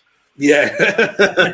I was going to say ticketing problems before the game. The queues outside, the app had broken down, and the reports were that they were just ushering players, fans in if they could prove they'd bought the tickets. Yeah, this is why it's been an issue since last night, and we're now being told that the fans need to be there 4 hours before the game. So and then now this is a huge issue at the moment. It's taking the system at the moment. It's been really bad. Yeah. Okay. Kate says there, Terry, good evening, good morning, good afternoon, good day. Just got in for the second half. Has first half been as good as the score suggests? Yes, it's been all England. A very bad injury to the Iranian goalkeeper, and we do hope that he's well and he's recovering. But yeah, I think it was right that he had to go off. 14 minutes of injury time because of that. And Gray's going 6-0. And Kate says, thought my headphones had broke. Just like to keep you on your toes. Look, I can't multitask. I'm a bloke. Okay, I've got a TV there which I'm watching the game on. I've got this main computer here, which is for obviously the broadcast, and then I've got another laptop here, which is for the all the information and what have you. So, I can't do two things, let alone three. Well, speaking of free things, Iran's making free substitutes now. So, who are England or Iran? Iran. They need to. They need to do something, don't they? Yeah, they do. They certainly do, because it's not been good enough for them, to quite honestly. And if you're going to play that physical football, then what's the point? Yes. And I think I'm going to start behind again here because I've only just got the teams coming out. I'm a bit ahead of you, so I'm a little bit ahead of you with that one. So let me see if I can get my SD stopped. So let me go back onto my HD stopped. Let me go back. There we go. I'm back up and running. 45-26 I'm on. I'm still at 45-11, so I'm only a few seconds behind you. So 46. About 30 seconds behind the graph in the middle. But more of the same, please, I think is what we want, isn't it? Yeah, more of the same. I really do, actually. I think like saying England will keep majority of the possession, and I think they will get. I think there'll be another few more goals coming towards the end of the second half.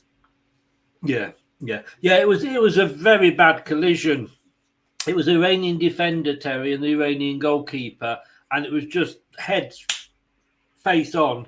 I mean, the defender seemed okay, but the goalkeeper, I mean, he was out for the count. He really was, and they kept him on. Should have been, for 1 minute. Yeah, and then he had to come on. He knew himself he had to come off. He couldn't carry on. Whether they didn't have any faith in the reserve goalkeeper, I don't know. It's the way the concussion protocol. They're trying to think, okay, he's able to stay on, but if you know that he's not right, take it off for temporary. If you just go back, keep the player on permanent. If the player gets concussed, you can't just keep it on for 1 minute and then he'll go out. So yeah, it is. But hey, it's all sorted now, and we wish him well. And just to let you know, Terry, yes, Jordan Pickford is in goal, but you wouldn't know it because we've hardly seen him. Very much so, yeah. And just in case you're wondering, on the graph, England are still kicking from left to right, whereas on the telling on all your streams, obviously England have swapped now and they are playing from right to left. But the graphic just doesn't change at half time. It is what it is. It just doesn't change around at half time. So Right, 47 minutes in. Here we go. Like I say, more of the same, please. A yellow card to Iran straight away. Yeah, he blocked him there. Oh, he's what's he done? Oh, that was the free kick. Yes. Yeah, a yellow card. What time are you on, sorry, Karl? 47-37. Oh, you're about 20 seconds behind me then. That was a Yeah, I've seen attack on Kane. Yeah, I've just seen it now. And was it as bad as Kane made out? I mean, he got the ball, and then so he did get the ball first. In fairness, it's the follow through. You got to be careful. Yes, you get the ball, but it's the follow through as well. He may have fallen badly, I think. Yeah, maybe. I'm just looking again. Did he get the ball? I thought I could see a bit of a touch. No, he did get the ball. The ball. Yeah, I do think he got the ball. No, I don't think he got the ball there. You don't? Oh, I thought he did. Yeah, as I've seen it from the reverse angle, he didn't get the ball there because No, he got it. I think he got it. I thought it looked like he didn't. I thought I saw it, but it just looked like he didn't. But maybe it looked like the ball was moved, and I don't think it was that bad a challenge. I think it might have just been the way he fell. It looked worse than I think it actually was. Well, if you see it again, I think Kane touches the ball. Maybe both of them did get to touch the ball, but I think Kane may have touched it just before him. But it's a hard one. He could have done. I mean, you know, he who'd be VAR ref, eh? Who would be a VAR ref when you're looking at that? This is why they've got to look at all different angles, I guess. But it's an England free kick. Yeah, it is. No, you may be right. You made the defender may have just got the ball, just at the same time as Kane did. So it's quite a hard one. That's a hard one to choose. Yeah, like you say, I wouldn't like to be a VAR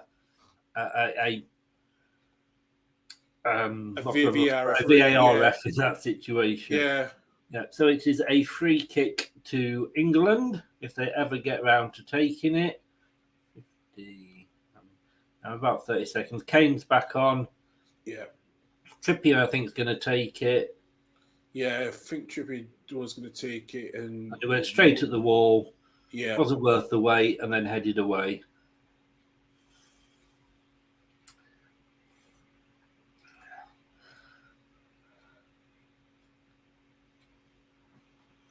So we could see England topping the group tonight. Well, obviously they'll top the group after this, but I can't see Wales or USA beating each other.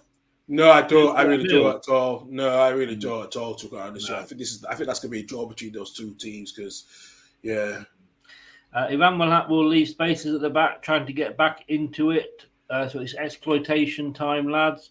Yeah, Trippier down now. Yeah, they're all.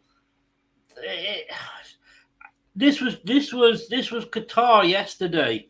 They just kept. Yeah, he trod on his foot again. He trod on his foot. I think there needs to be a VAR check with that one now because this. This is getting ridiculous. That's probably been the third or fourth one where they've. It's the fourth one. It's about fourth one now. Yeah. I've just seen it. Are you quite right? He has got his name on the back as well. Yeah. Oh, I've got to say, sir, that is not a good look. And you'll see it in a minute. I've just seen it.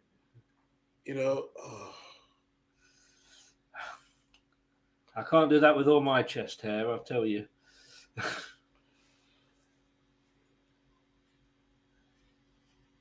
But yeah, there's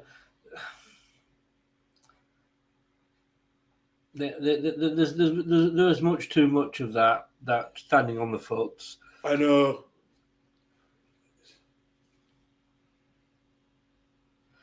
Gray says these are the Lou Dirty Leeds. I will agree with that one. I know Karl will not agree with that. I like Leeds at the moment. I like the Leeds that we've got now. And I did grow up with the Dirty Leeds, to be honest with you. You certainly did, yeah. But I like the Leeds now. The difference, I'm going to tell you, the difference between Leeds and Forest was that Forest have come up with all the pomp. Oh yeah, like we're back where we belong, and and Leeds came up and said, it's great to be back, and that's the difference. That's why I like Leeds now. Yeah, Your fans just were never, because you've got a big history in the top flight. certainly do, and we're never big like not like Forest did, because that's No, Nottingham Forest have bigged up more in 3 months than you have done in 3 seasons. Exactly, yeah. Come on, Kate, don't tell us you weren't a little bit turned on. I knew what she was talking about, because the guy was just standing there, just like smiling, like. I've told my dad not to go to these matches, but there we go. She'll be watching that one back, will Kate? Yeah. I mean, if you're going to do that, I've got to be honest with you. At least have a 6-pack behind it, Exactly. 6-pack, then a fat pack. Yes, I'm definitely the second. I've never been the first. Norman No Messing Hunter, Billy the Chopper Bremner. They were good. They were. As I say, I think I've said to you before. I watch a lot of Big Match Revisited on ITV4. Yeah. My God, in the 70s, players just did not take any prisoners. No, they didn't. Especially if you got Noah Hunter and Billy Bremner, they're going against Ron the Chopper Harris. Yeah. And so many players you had to. Yeah. And I tell you, the pitches they played on, how they managed to even play good football, I don't know. I know. But I think because they always said in that Leeds Chelsea game, where it was an FA Cup replay, was supposed to be the dirtiest game ever. Yeah. But it was two. In fairness, it was 2 teams. It wasn't just Leeds. No, it was 2 teams, but I was going for it, and they were like, yeah. I think Gray is having an episode of all our yesterdays here. Jackie Charlton was no slouch. No. Fairness. I like her. Kate said not my type. Don't blame you, Kate. If you put him next to Leonardo DiCaprio, there's not going to be much of a choice, is there? Come on! Sterling's. Was it Sterling or Saka? I think it was Saka. Yeah. Oh no, it was Sterling. I thought he was in there. Not like him. Normally he's got a good turn of pace. Oh no, it does. Yeah, it was. In fairness, he did. He left the players behind him, but somebody came across. Yeah, we won the corner there. Yeah, I just seen that. Still had that pace. Yeah. Yeah.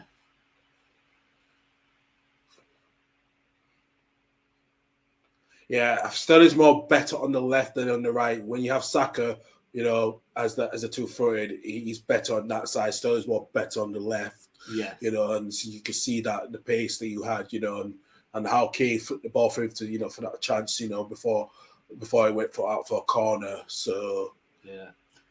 I think it's about 7 or 8 corners we've had now. Yeah.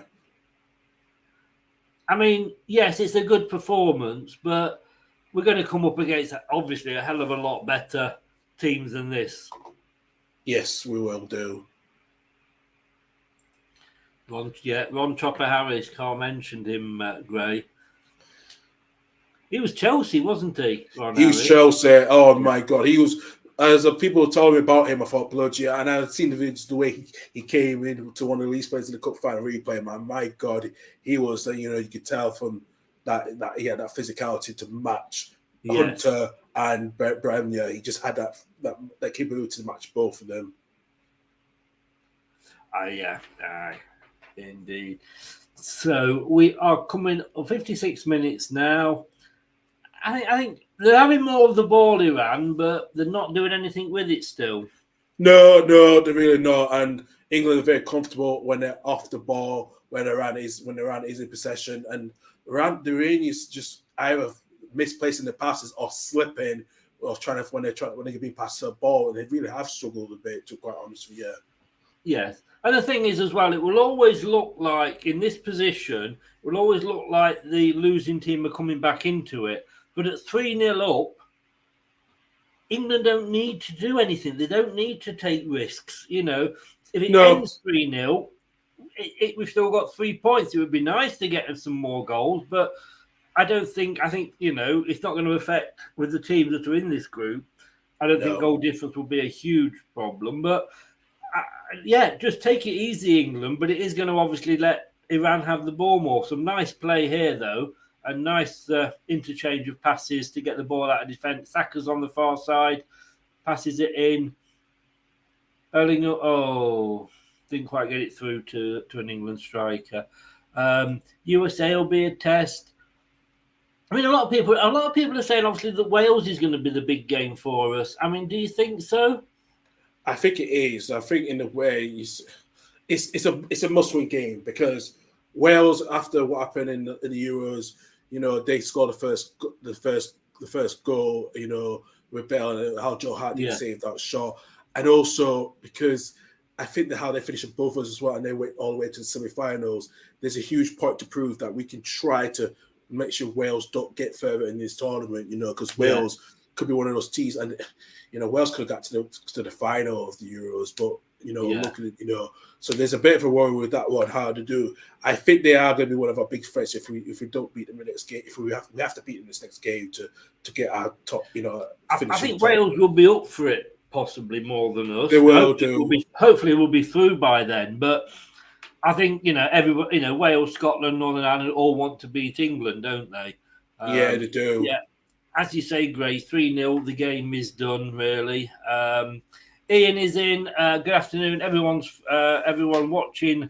Hope you are well. It's your favourite Darlington FC fan. You are my favourite Darlington fan, Ian. But I've got to say, you're also the only Darlington fan I know. Exactly, yeah. But you're my favourite. You're my favourite one of the one. Oh, bless you. Everybody's saying hello to everybody else in there at the moment. Yeah, so at 3-0, I don't know if it's emptied at all. I did see some signs in the executive suite, but I don't see nothing in the general area. I don't know. It's I'm not. A lot of the Qatarians, or whatever you call them, left at half time yesterday. Yeah, they did. Yeah, I'm not surprised. And then they announced they got the wrong attendance number when it's a 60,000 seat stadium. He announced it's 67,000 people attended the game. Just finally a shot from Iran, but it went wide of Pickford's post. I mean, it's not like they've particularly got a good, you know, or any sort of footballing history. No, not really. They've only been emerging probably since the early 2010. You know, very much surprising winning the Asia Cup. The Asia Cup when Australia was in the final, when Australia just moved from Oceania to Asia, Asia Cup, you know, Federation. So it was a huge surprise of that, how they lost to Iran. So it really was. And yeah, it was a bit surprising with that one. But, you know, they have been more stronger under Karl the last couple of years of how he's come in, you know, because they could look at their own coaching their own league. So. Oh, he stayed on his feet. Oh, now he's gone down behind the ball. The referee's playing on. It's in the box for England. There's goal! Yes! Saka! Oh! I'm not sure. I think it might have been...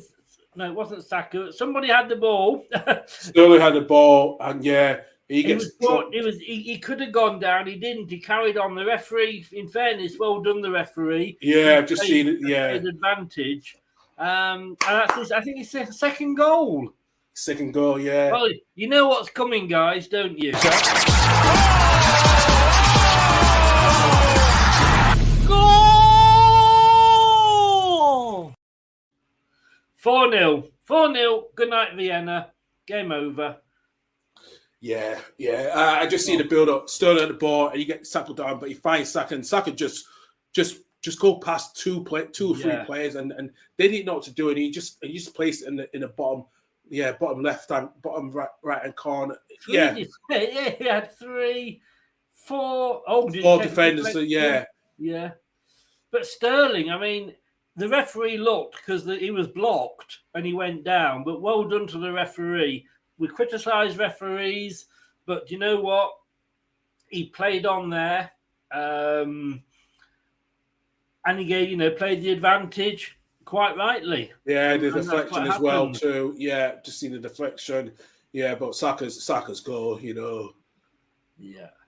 And Iran's made another substitution. I think this is their last. It looks like this is the last one. I think England's not going to have their player substitute not in the next couple of minutes. Is it 5 you're allowed in the World Cup? 5 is your allowed, and then if you play goalkeeper gone up for concussion, if player gone for concussion, they can get up to many substitutes. At least probably a lot more if it's needed. All players get concussed. So I suppose, I mean, that's whether they could count the goalkeeper there, couldn't they? I guess, Yeah. I don't think it'll make any difference, to be honest with you. No, and Newcastle played that well a couple of weeks ago against Aston Villa. They were, I think it was one of their the goalkeepers got injured. I think it was Martinez got concussed. Newcastle were the first team to use 6 substitutes because they're the loophole. Oh, right. So that can go in anyone's favour, that loophole. Oh, England are bringing on a raft of players now as well. Saka's coming off. I thought he could have stayed for one on own goal to get his hat trick, but you know what? He has run. He might not be coming off. Sorry, I thought they were showing him going off, but they're not. They're playing on. I would have left him on for a hat trick. I can never understand why take a player off. Okay, if there's a couple of minutes to go, take them off so they can have their own applause and what have you. But with 25 minutes to go, let him try and get his hat trick, for God's sake. Yeah. Oh, no! Iran have got a goal. Wow. Oh, my God.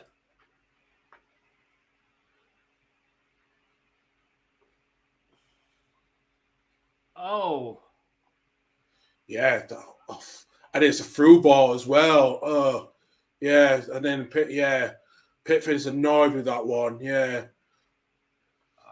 Well, I'm sorry, guys, but I've got to play the other one now.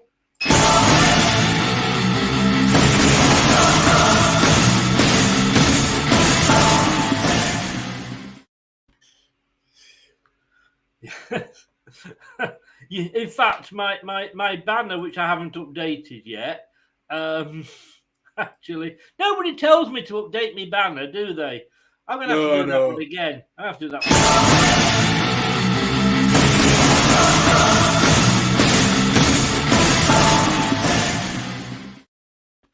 Yeah, that's what we think.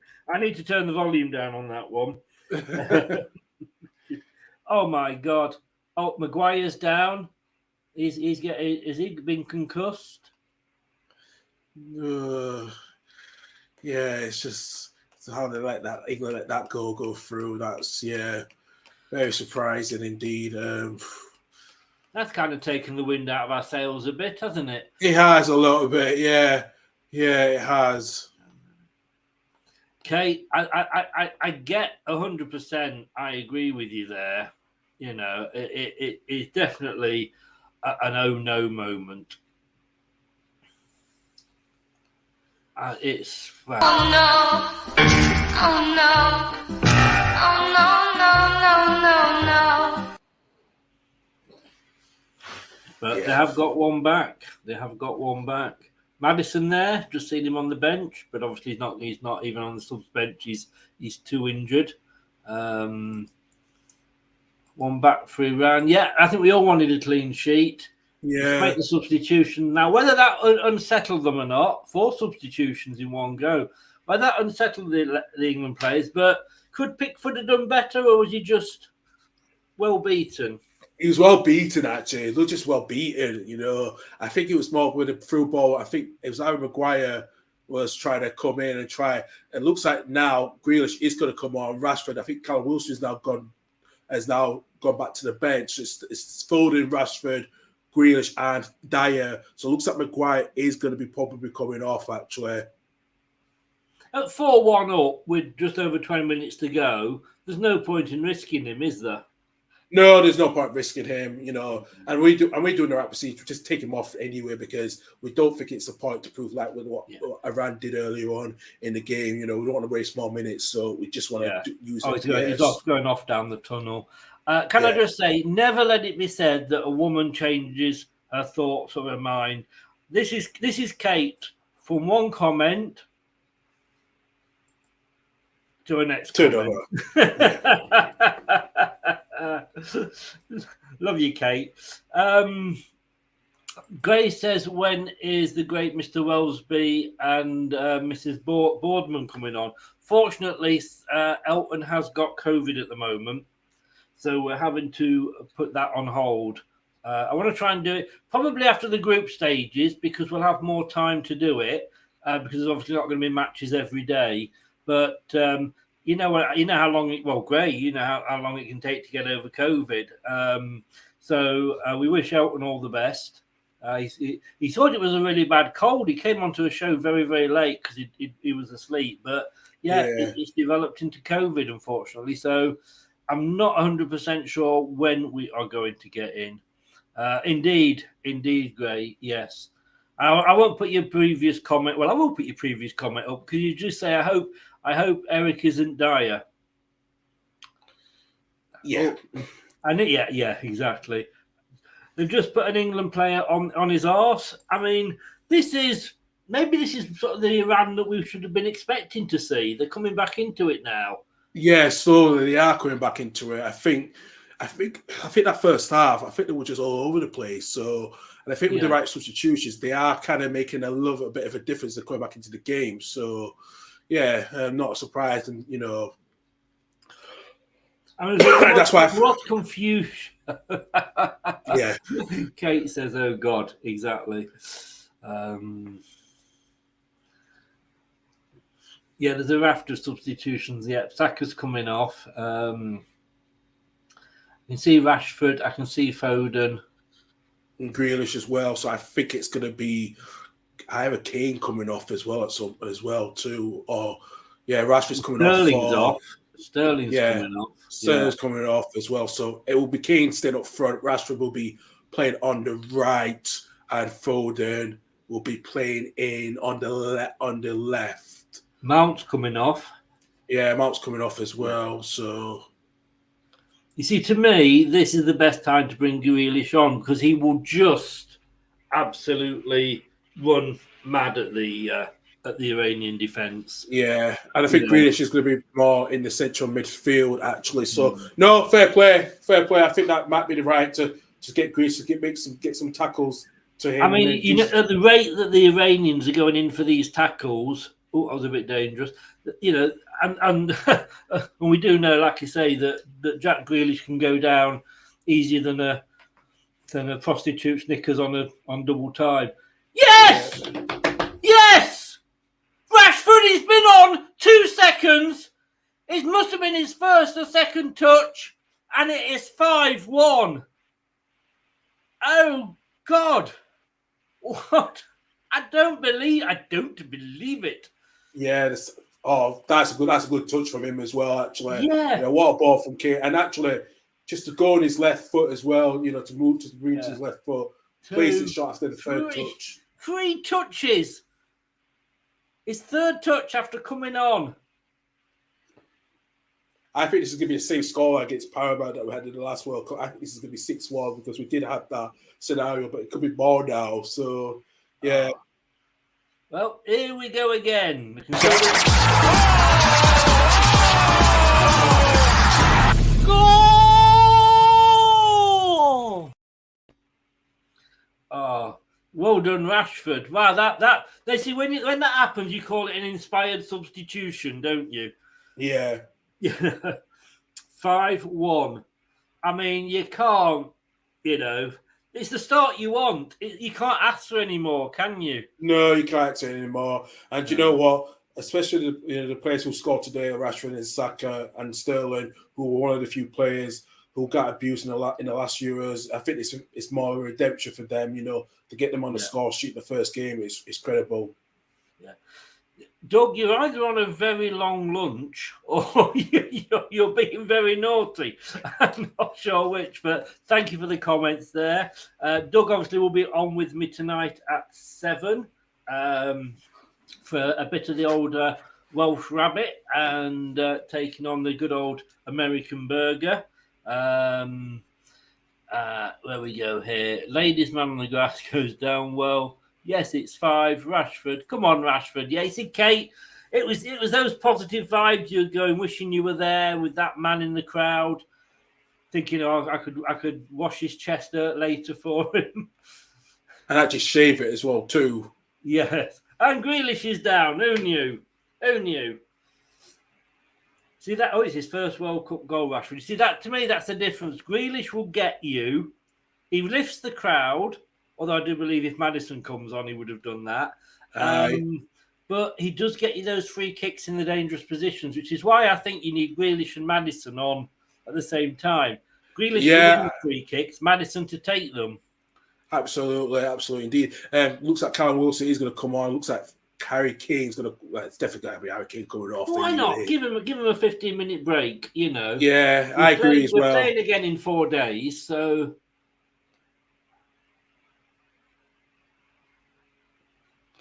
But it is, Kate, I think you're right there. I don't think many people would have predicted this score.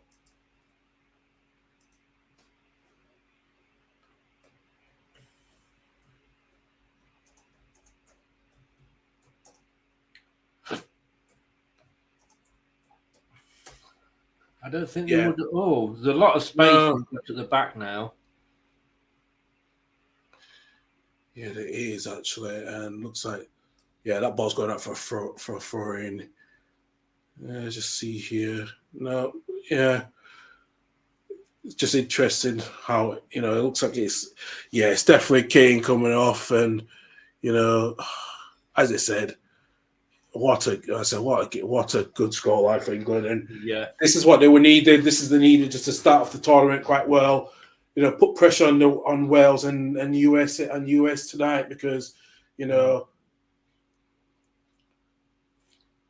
mean, the actual odds for England to win were 0-1,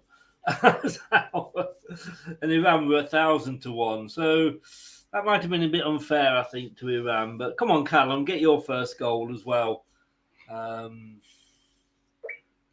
I agree as well. Yeah, so Kane's going off on the long way around as well. So Callum Wilson's coming on. Yeah. Kane's had no shots on target, but you know what? It's probably been his passing that's helped him get the goals as well. Passing through, which has been incredible. We don't need to worry about Kane. He will get goals in the tournament. He did that in the Euros. It was all Sterling for the first few games. Everybody was criticising, and then Kane just burst into life. Yeah, as long as somebody's scoring, I don't mind, who it is. Kate, you were just saying then about 5. If you wanted to put a bet on 5-1, now obviously different bookies will have different rates, but what I'm looking at here is 11-10 on. You'd have got 5-1. So if you put 11 quid on, you've only got 10 quid back. Not that we recommend gambling, of course. You shouldn't do gambling, and you should never do gambling to get out of a bad financial situation. Exactly. And remember, when the fun stops, stop. Yeah, I have to say that. My solicitor tell me I have to. Mount has done nothing. Madder starts against the Yanks. Hope Wilson scores. It would be nice to see. I want to see some of the new players, getting involved. Saka deserved his 2 goals, definitely. Yes, he deserved it as well. Like I said, I think if we gave it Wales, whatever we do, I think we could put. I think Maddis will play. I think, like I said, it was interesting to start Mount today, but as I said, I think if James Maddison get fit, that's the next thing. Yeah, I think he will play. We saw it. I think it's that Beckham factor we had a couple of years ago in the 90s. Yeah.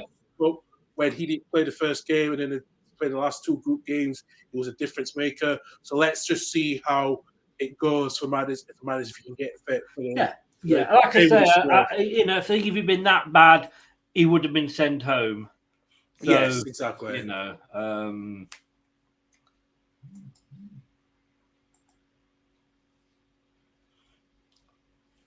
I'm just going to bring something up here which you may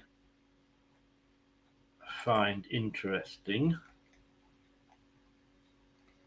or you may find totally boring. I don't know. But where are we?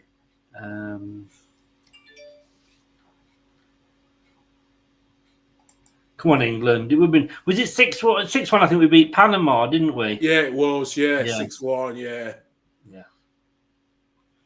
Right. I'm just. This is the heat map. Sorry, no, it's not. I'm telling a lie. This is the shot map at 5-1. This is comparing our shots and Iran's. So, I mean, I think you'll find we've had a lot more. Yeah, we have. But there's a lot. Hardly any of ours is off target, but yes, that kind of sums the game up, that, doesn't it? It does, yeah. It certainly does, yeah. With the shot maps, more in the box, with those chances, yeah. But it's a great start. Let's not be happy at the start that we've made. Because if you lose your first game, you're always playing catch up, aren't you?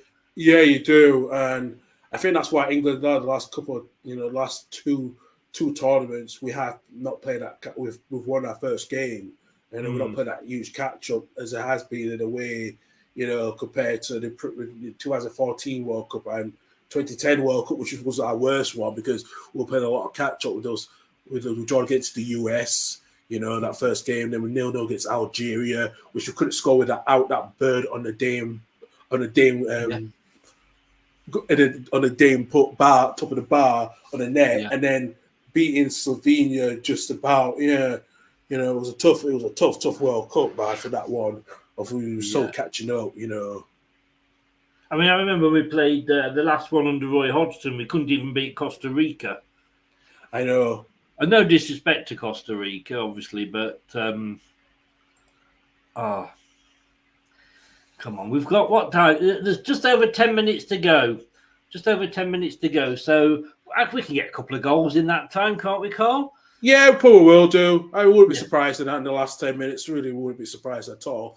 I do have some news for you, Chris. Van Bronckhorst earlier on today has been sacked by Rangers after just a year being in charge. Yes, I saw that. I was going to say, do you think Gerard's going to come back?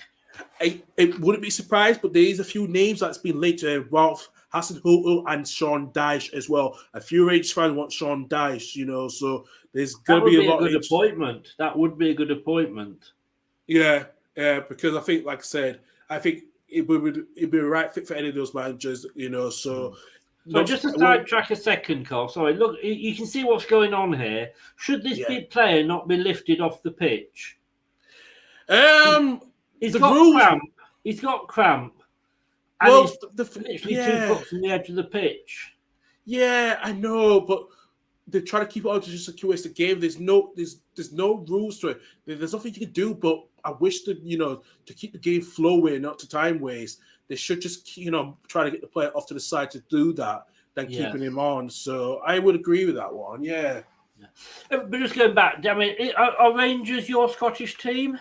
No, I'm Hearts. So Hearts and Rangers got this link with this British unison. But even though I quite like Hearts, to be honest with you, but. I always like to have a team in most leagues. So like in France, it's St Etienne. Yeah. In Scotland, it's St Johnstone. But I don't know. I think Sean Dyche. I think that would be a good call. I really do. It would be because I think it'd be the right fit because at the moment where Rangers at the moment, they are really 9 points behind Celtic and the title's done. It already was done in the last couple of weeks. I think. They were the worst team in Europe as well. And I think something needed to change completely. I think Brad Broadcast is likely to go back to Holland to look for his next job now. I don't think he will get anywhere else. I just think Hassel and Dyche and Gerrard are the top three that could get the job. I'm not. Yeah, I mean, Hutton Hall wouldn't be a bad choice. And no disrespect to Scottish football, but we know it is a level down, don't we? You know, it's like it is Championship compared to the Premier League. But yeah, I just think I can just see Dyche down. But again, it wouldn't surprise me if Gerrard went back. It wouldn't surprise me Gerrard back, but I think Gerrard, remember, before he left his job, he did complain at the board of not investing structurally in the players last season, and that was, the season before, actually, to be quite honest with you. So that was a bit of a concern. That was why he left for Villa as part of the reason. I just think with Dyche can work under that scenario, which works for him. So I think. I mean, Rangers are a big club, so it would answer that question: could he do it with a big club? I think he can do, because it worked. It worked for Brendan Rodgers at Celtic for a good 2 years. Yeah. I think this could work for Sean Dyche. To understand. But with Sean Dyche, though, like he said, when he was at Burnley, he worked with the players he had. Yeah. But I'm going to come to you now, because in a few minutes on 85, well, we're on 83, so on the 85th minute for your man of the match, the joy of co-commentating. Terry, he doesn't know. He thinks probably Saka for his 2 goals. But a couple of minutes, and I'll be asking you, have a think about who your man of the match is going to be. Sure. From an England perspective, but then again, I don't think any two. Oh, there's a player down in the box.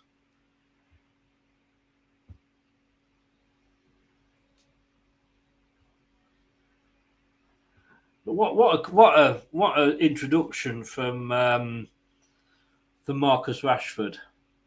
It is actually. I know everyone's been talking about him. Can he get the goals in the World Cup? And then when he first burst onto the scene, but you know what? He's finally got. He did get a goal in the Euros, but he's broken his duck in the World Cup finally now. He's been trying to get that for a while, so fair play to him. Do we think that's the quickest goal ever from a player? Oh, we will do. Maybe it is actually for a substitute, yeah.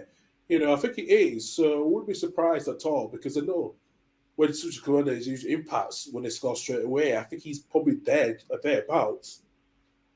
Just saying, I'm just checking on. Let's just see if no, they'll get that away. Iran.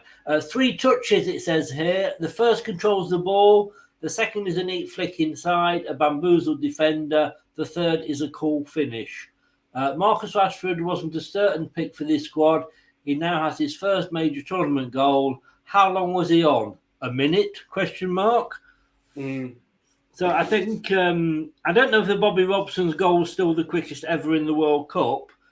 He scored against France, because that was very quick. But that's going to be sort of, I think, from coming on, whether it's coming on from the kickoff or coming on as a sub, that's going to be up there for one of the quickest ever goals. Yeah. Go on. Oh, have we lost it? No, we're trying to be nobody quite in the position to take it. We've lost the ball now, and Iran are coming away. I tell you what, I'm not going to be doing a watch along for it, but I'm going to go and watch Senegal versus the Netherlands. Yes, same. I will be as well too. Yeah. So because obviously, if we qualify, we're going to get one of those. Yeah, we will do. And I do have Senegal as my dark horses to win the competition. I do. I kind of do, but my dark horses, and I actually with my friend Reagan, because I did these sweepstakes. I've got Ecuador because they have really hard. They got the players and the bit with Moses Caicedo, the 3 players who are at Brighton. He's one of the 3 players out from Brighton. So, and Ener Valencia, the former West Ham player, he's still going strong. Like he scored 2 goals yesterday as well. So, it'll be interesting. Yes, and they did play well. They played very decently. They played very well, and you know what? They were very well they did really well in the South American qualifications. They really did actually. And, Can I just say, well, Dan, because I said to Dan, tell me who your dark horse is, and he went for France. Now I'm sorry, Dan, that is not a dark horse. That's one of the bloody favourites. Do you know what I mean? But Ecuador is not a bad shout. But I'd like to see, if it is going to be somebody different, I'd like to see an African team win it. I think it's still overdue, and we need to see African team now. They're getting more and more stronger now, as they're, so yeah. Right, so we're on to 88 minutes just about to come up on the clock. So your man of the match, Karl. Yeah, right. It's not a surprise for me. It has to be Bukayo Saka. Getting those 2 goals actually, and he just bamboozled the Iranian defense completely. Yes. And yeah, I have to give it to Saka. He deserves the man of the match for his 2 goals and the way he's been performing. In the during the course of the game. Yeah. No, he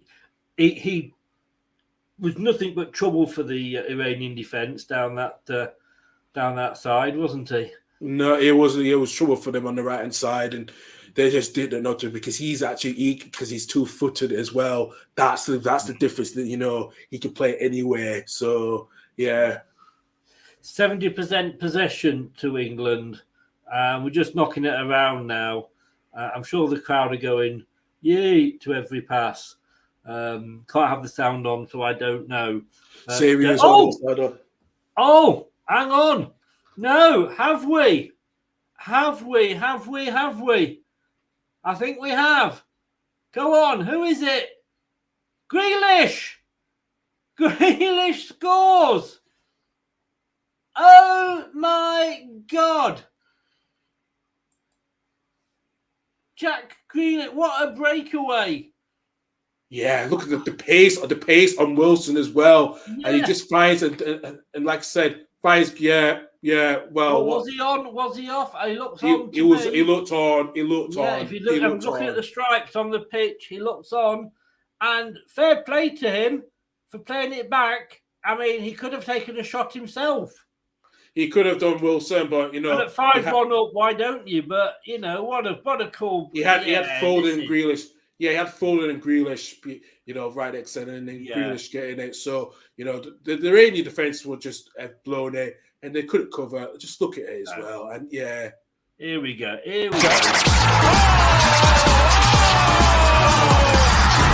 Goal!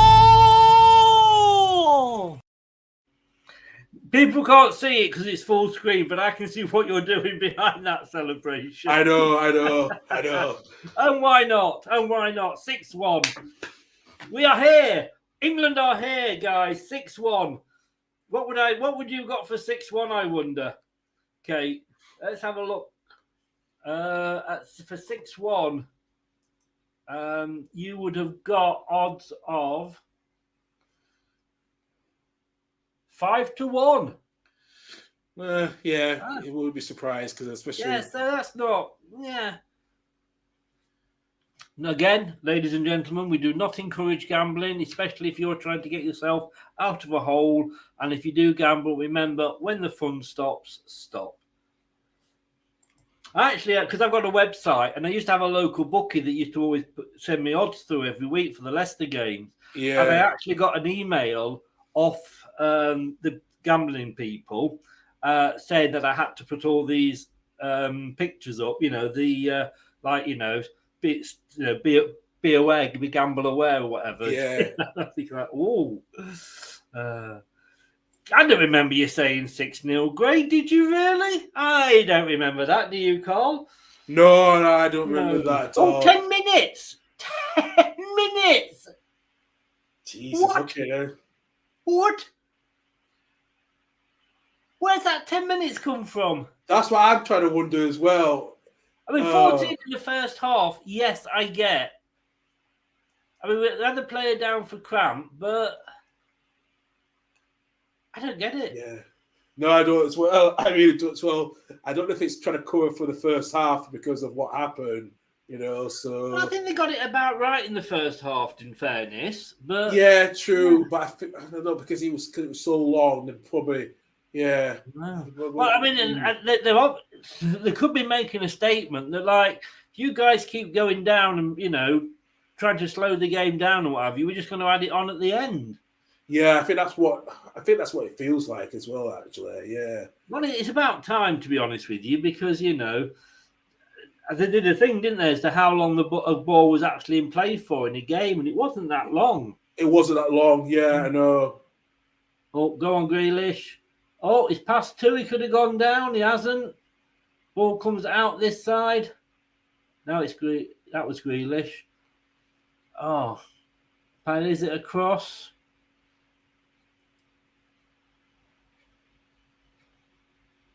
Oh, can he get to it, Grealish? Yes, he can.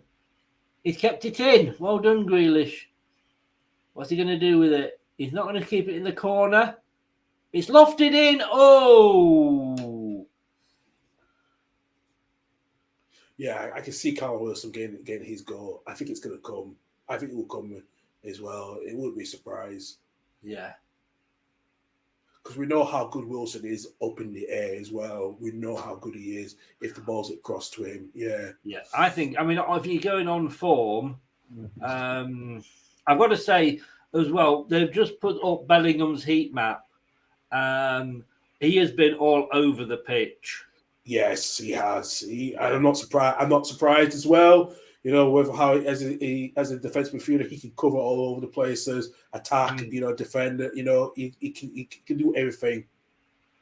I mean, the BBC have just called him box to box Bellingham, and he just started that goal. Yeah, then. no, he's box to box. He's a box to box midfielder. He is very box to box, and I think that's why a lot of teams will want a box to box midfielder to play. Someone to replace an aging player. So yeah. I think Dortmund will struggle to hold on to him. I think they will, but they will get the money for him. I think they will get the money for him. I think this time they will do, unlike they did with Sancho when they had to lower the fee. I think they will get much more for him. Yeah. I think I also look at other players such as Raider at Dortmund as well, Jared Raider. I think he will get a lot of money. So, wouldn't be surprised at all. No. Kate, I am the same. The only thing I've ever bet on is the Grand National a couple of times. But yeah, I've never, even when Leicester were 5,000 to 1, my God, I wish I'd placed a bet, but I didn't. And like you say, 10 minutes. I know. Fergie time.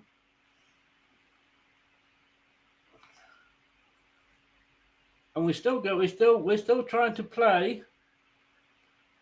And we have to. And we're not going to just hold it down and get to a corner box. We'll play where we need to play to get something out. Yeah.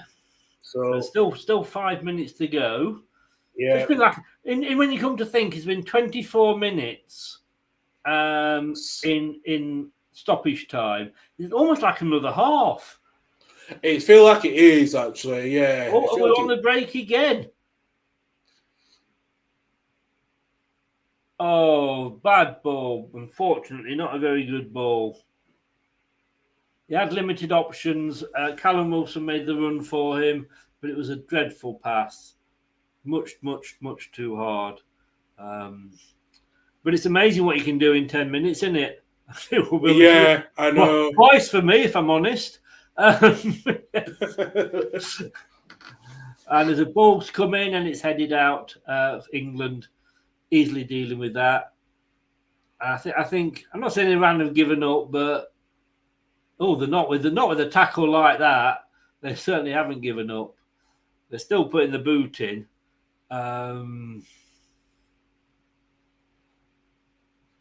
Grealish. Oh, yeah, he left his foot there. He knew what he was doing. Yeah, he left his foot there. Yeah, I've just seen the Iranian. Yeah, dear me.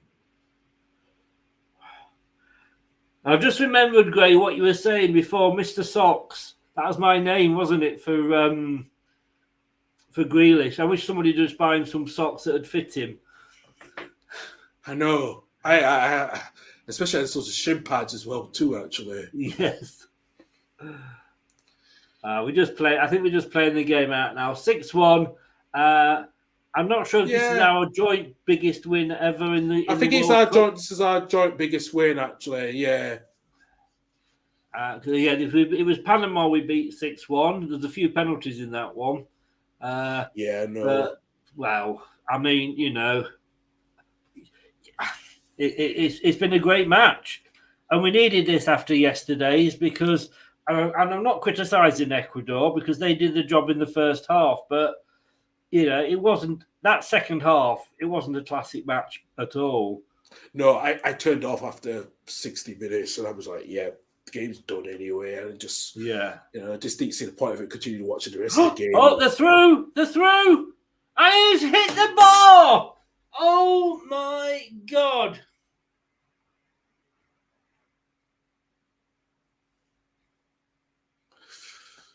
Oh wow, we got away with one there. Wait till you see it. Yeah. Oh, he was on 1-on-1 with the keeper. Oh, yeah. Oh my God, he was 1-on-1 with that. The worry is that if that had been a France or a Germany, yeah, I know. Oh God.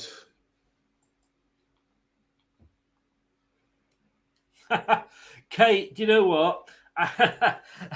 That sounds like me. I had a season ticket for a few seasons, but I live on the south coast, so it was like 7.5, 8-hour return journey to go and see my team play at home. But I did have a season ticket with my son, and we went every game, and it was the Great Escape. So we were losing for most of the season, and then the next season, my son was going off to uni, and he said, "I'm not going to have time to go to the matches, Dad." And I thought, I can't be bothered to go on my own and travelling that up to see us all lose every week again. So I got rid of my season ticket the season they went and won the Premier League. Good punch out there from Pickford. So yeah, I you have my sympathy. I know exactly where you're coming from. I do. But I was able to get a ticket for the first game. We beat Sunderland, and I also got a ticket for the last home game, which was Everton, when we got presented with the trophy. So I was able to see. Everton fans were just selling all their tickets to Leicester.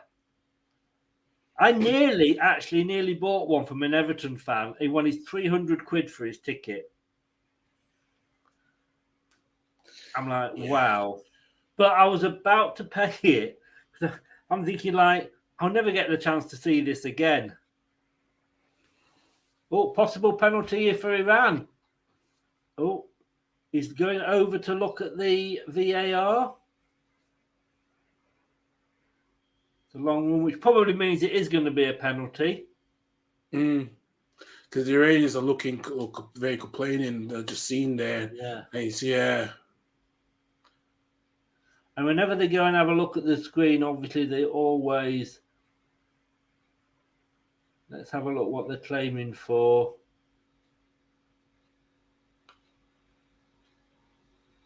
Oh, he goes down. Is he? I think he overreacts a bit. But if he's been told to go and see it, I'm pretty sure he's going to give a penalty to Iran. I'm not sure if it is or not, to be honest with you. I'm not sure. I think that penalty shout we had in the first half was more of a penalty. Yeah, I don't think it is. I really don't think it is. Right, here we go. Here we go. What's he going to do? He's giving it. Okay. Yeah.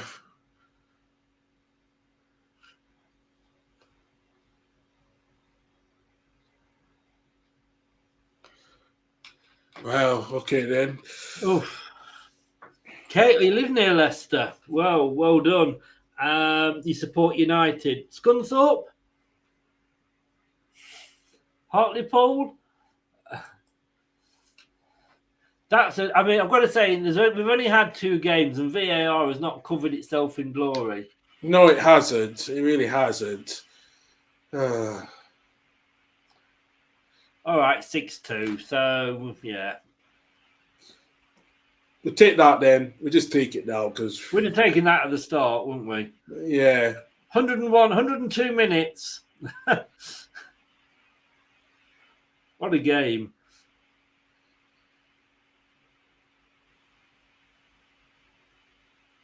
He doesn't look confident. He looks a bit nervous, but they have put it in. They have put it in. Oh. It's got to be this. Turn your volumes down.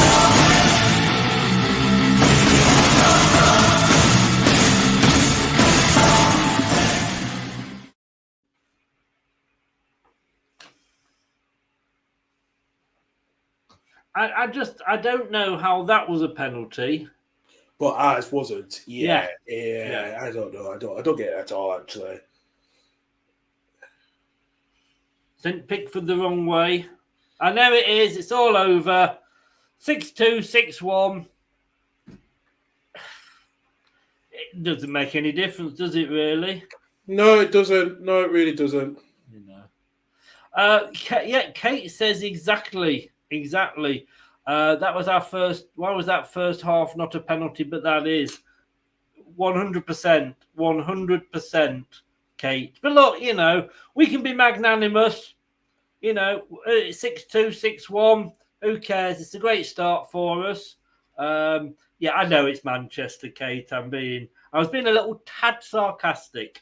Your dad's from Salford. Well, it's great. It's great that you support. My eldest supports Leicester, although he was born in Burnley, and we now live in just outside Bournemouth. So it's nice when your kids support the team that you follow. Unlike Jeff, whose son is a Leicester fan, but whose son supports Nottingham Forest. Jeff. Yeah, I've not forgotten that. But, so there we go. It's all over.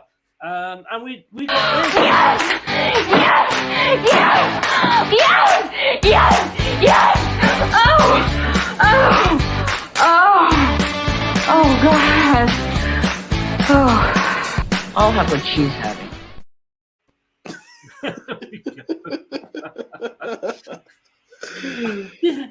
I don't know if I need to do a new one for England, but I think that one works, doesn't it? That one works, actually, yeah. Yes, yeah. But no, 6-2. Let me just get rid of that now, and then we can go back to some normality. Where have we gone? I'm all over the place. In fact, it's that one. We get rid of that. There we go. I mean, it's been very enjoyable. Kate's enjoyed it for the gentleman in the crowd. 70% possession for ourselves. 13 shots to their 8. We had, of those 13 shots, 7 were on target. Of those 7, 6 went in. You can't ask for any more, can you? No, not really. England was very on point, precise with their shots on target, and to get 6 goals was tremendous, especially with, you know. So yeah, you know what a good game for England. Needed that, and you know, on to the next one to the US to see how they respond after Wales tonight. Yeah. After Wales tonight. I mean, BBC have just said there, full time, England 6, Iran 2. That'll do, lads. That'll do.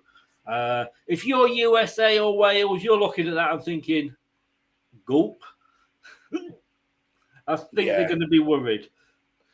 Yeah, they will be. They will be now, because I think if we didn't score more, then they could score more, and it could be an interesting how a goals difference. But now I think that might not be a worry now. So yeah, indeed.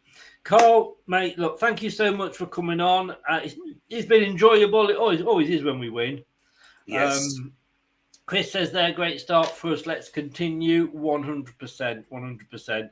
Karl, thank you for coming on. Do give a shout out to where people can find you. Yeah, sure thing. Thank you, Chris. You guys can find me personally at Karl Levy92 on Twitter. You can find the Totally Levy and Hall Football Podcast on Twitter at the LH Football Pod. We've also got a page on Facebook and also YouTube called the TV Totally Levy and Hall Football Channel. And you can find us on the podcast service on the go on Google, Spotify, Apple, and other podcast platform and services. Brilliant. All over, basically. And you are thinking about going on to OnlyFans, aren't you? I wish. Mate, thank you very much. Have a good afternoon. Thank you so much. We'll do another one before the end of the day. In fact, what are you doing? Do you fancy doing Wales Iran? When's that one on? That's Friday. Oh, that's Friday morning. I probably could do when I get my rota, because I should get my rota this week. I should let you know, and I should be fine. Yeah. Let me know. It's a 10 a.m. kickoff, so 9:30 sort of we'll go live. But yeah, Okay. let me know. Let me know on that. Sure one. thing. On that, I mean, brilliant. But no, thanks so much. I always enjoy doing them with you. And I'll speak soon. Thank you very much. Take care, mate. Take care. Bye-bye. Cheers. Bye-bye. Thanks to Karl there. Be sure to get over there and check him out. I'm cutting my own head off there, aren't I? There we go. How's that? Look, you can see me in all my full beauty now. Maybe not. Great start, 6-1. We are going to be back at 6:30. I will be joined by the Scottish Doug. Thank you for coming in, Kate. It was great to see you. Glad you enjoyed it. It's always more fun when we win, isn't it? Chris, thank you very much. Gray, thank you. Jeff, thank you very much from the Philippines. And everybody else who has been in the chat as well. Doug, that's been in, as I when he's been able to at work. Terry was in for a bit as well. I'm going to be back with the aforementioned Doug. There we go. Just as then, he pops up as if by magic. And that's magic. He does like a bit of Harry Potter as well. Doug, what a win. 6-2. Something about the penalty. Debatable. But then VAR, like I say, in 2 matches hasn't covered itself in glory. I will see you at 6:30. I'm off to watch Senegal versus Holland because one of those 2 teams is who we could be playing in the next round. But it's looking good. +4 goal difference. Could have been better, but we're going to take that. Back at 6:30 with Doug for the Wales-USA game. Don't miss it. It's the same channel. If you are subscribed, click that notification bell. And, of course, that means you will then not miss a game. And I will see you then. Thank you very much for everybody that has been in and watched it. Take care. That's all, folks. Thanks for watching Leicester Till I Die. This is Chris saying goodbye and see you next time. This week's episode has come to an end. But the fun doesn't have to stop here.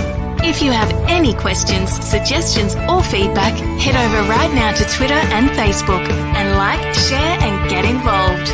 Join us next time. Sing ooh la la.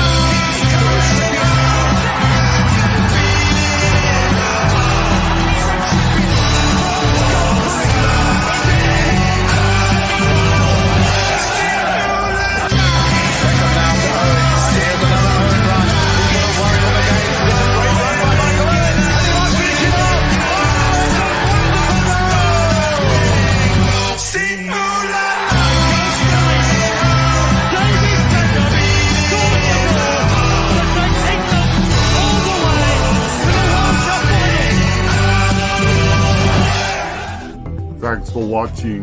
These videos are tremendous. You better like them too or I'll be back.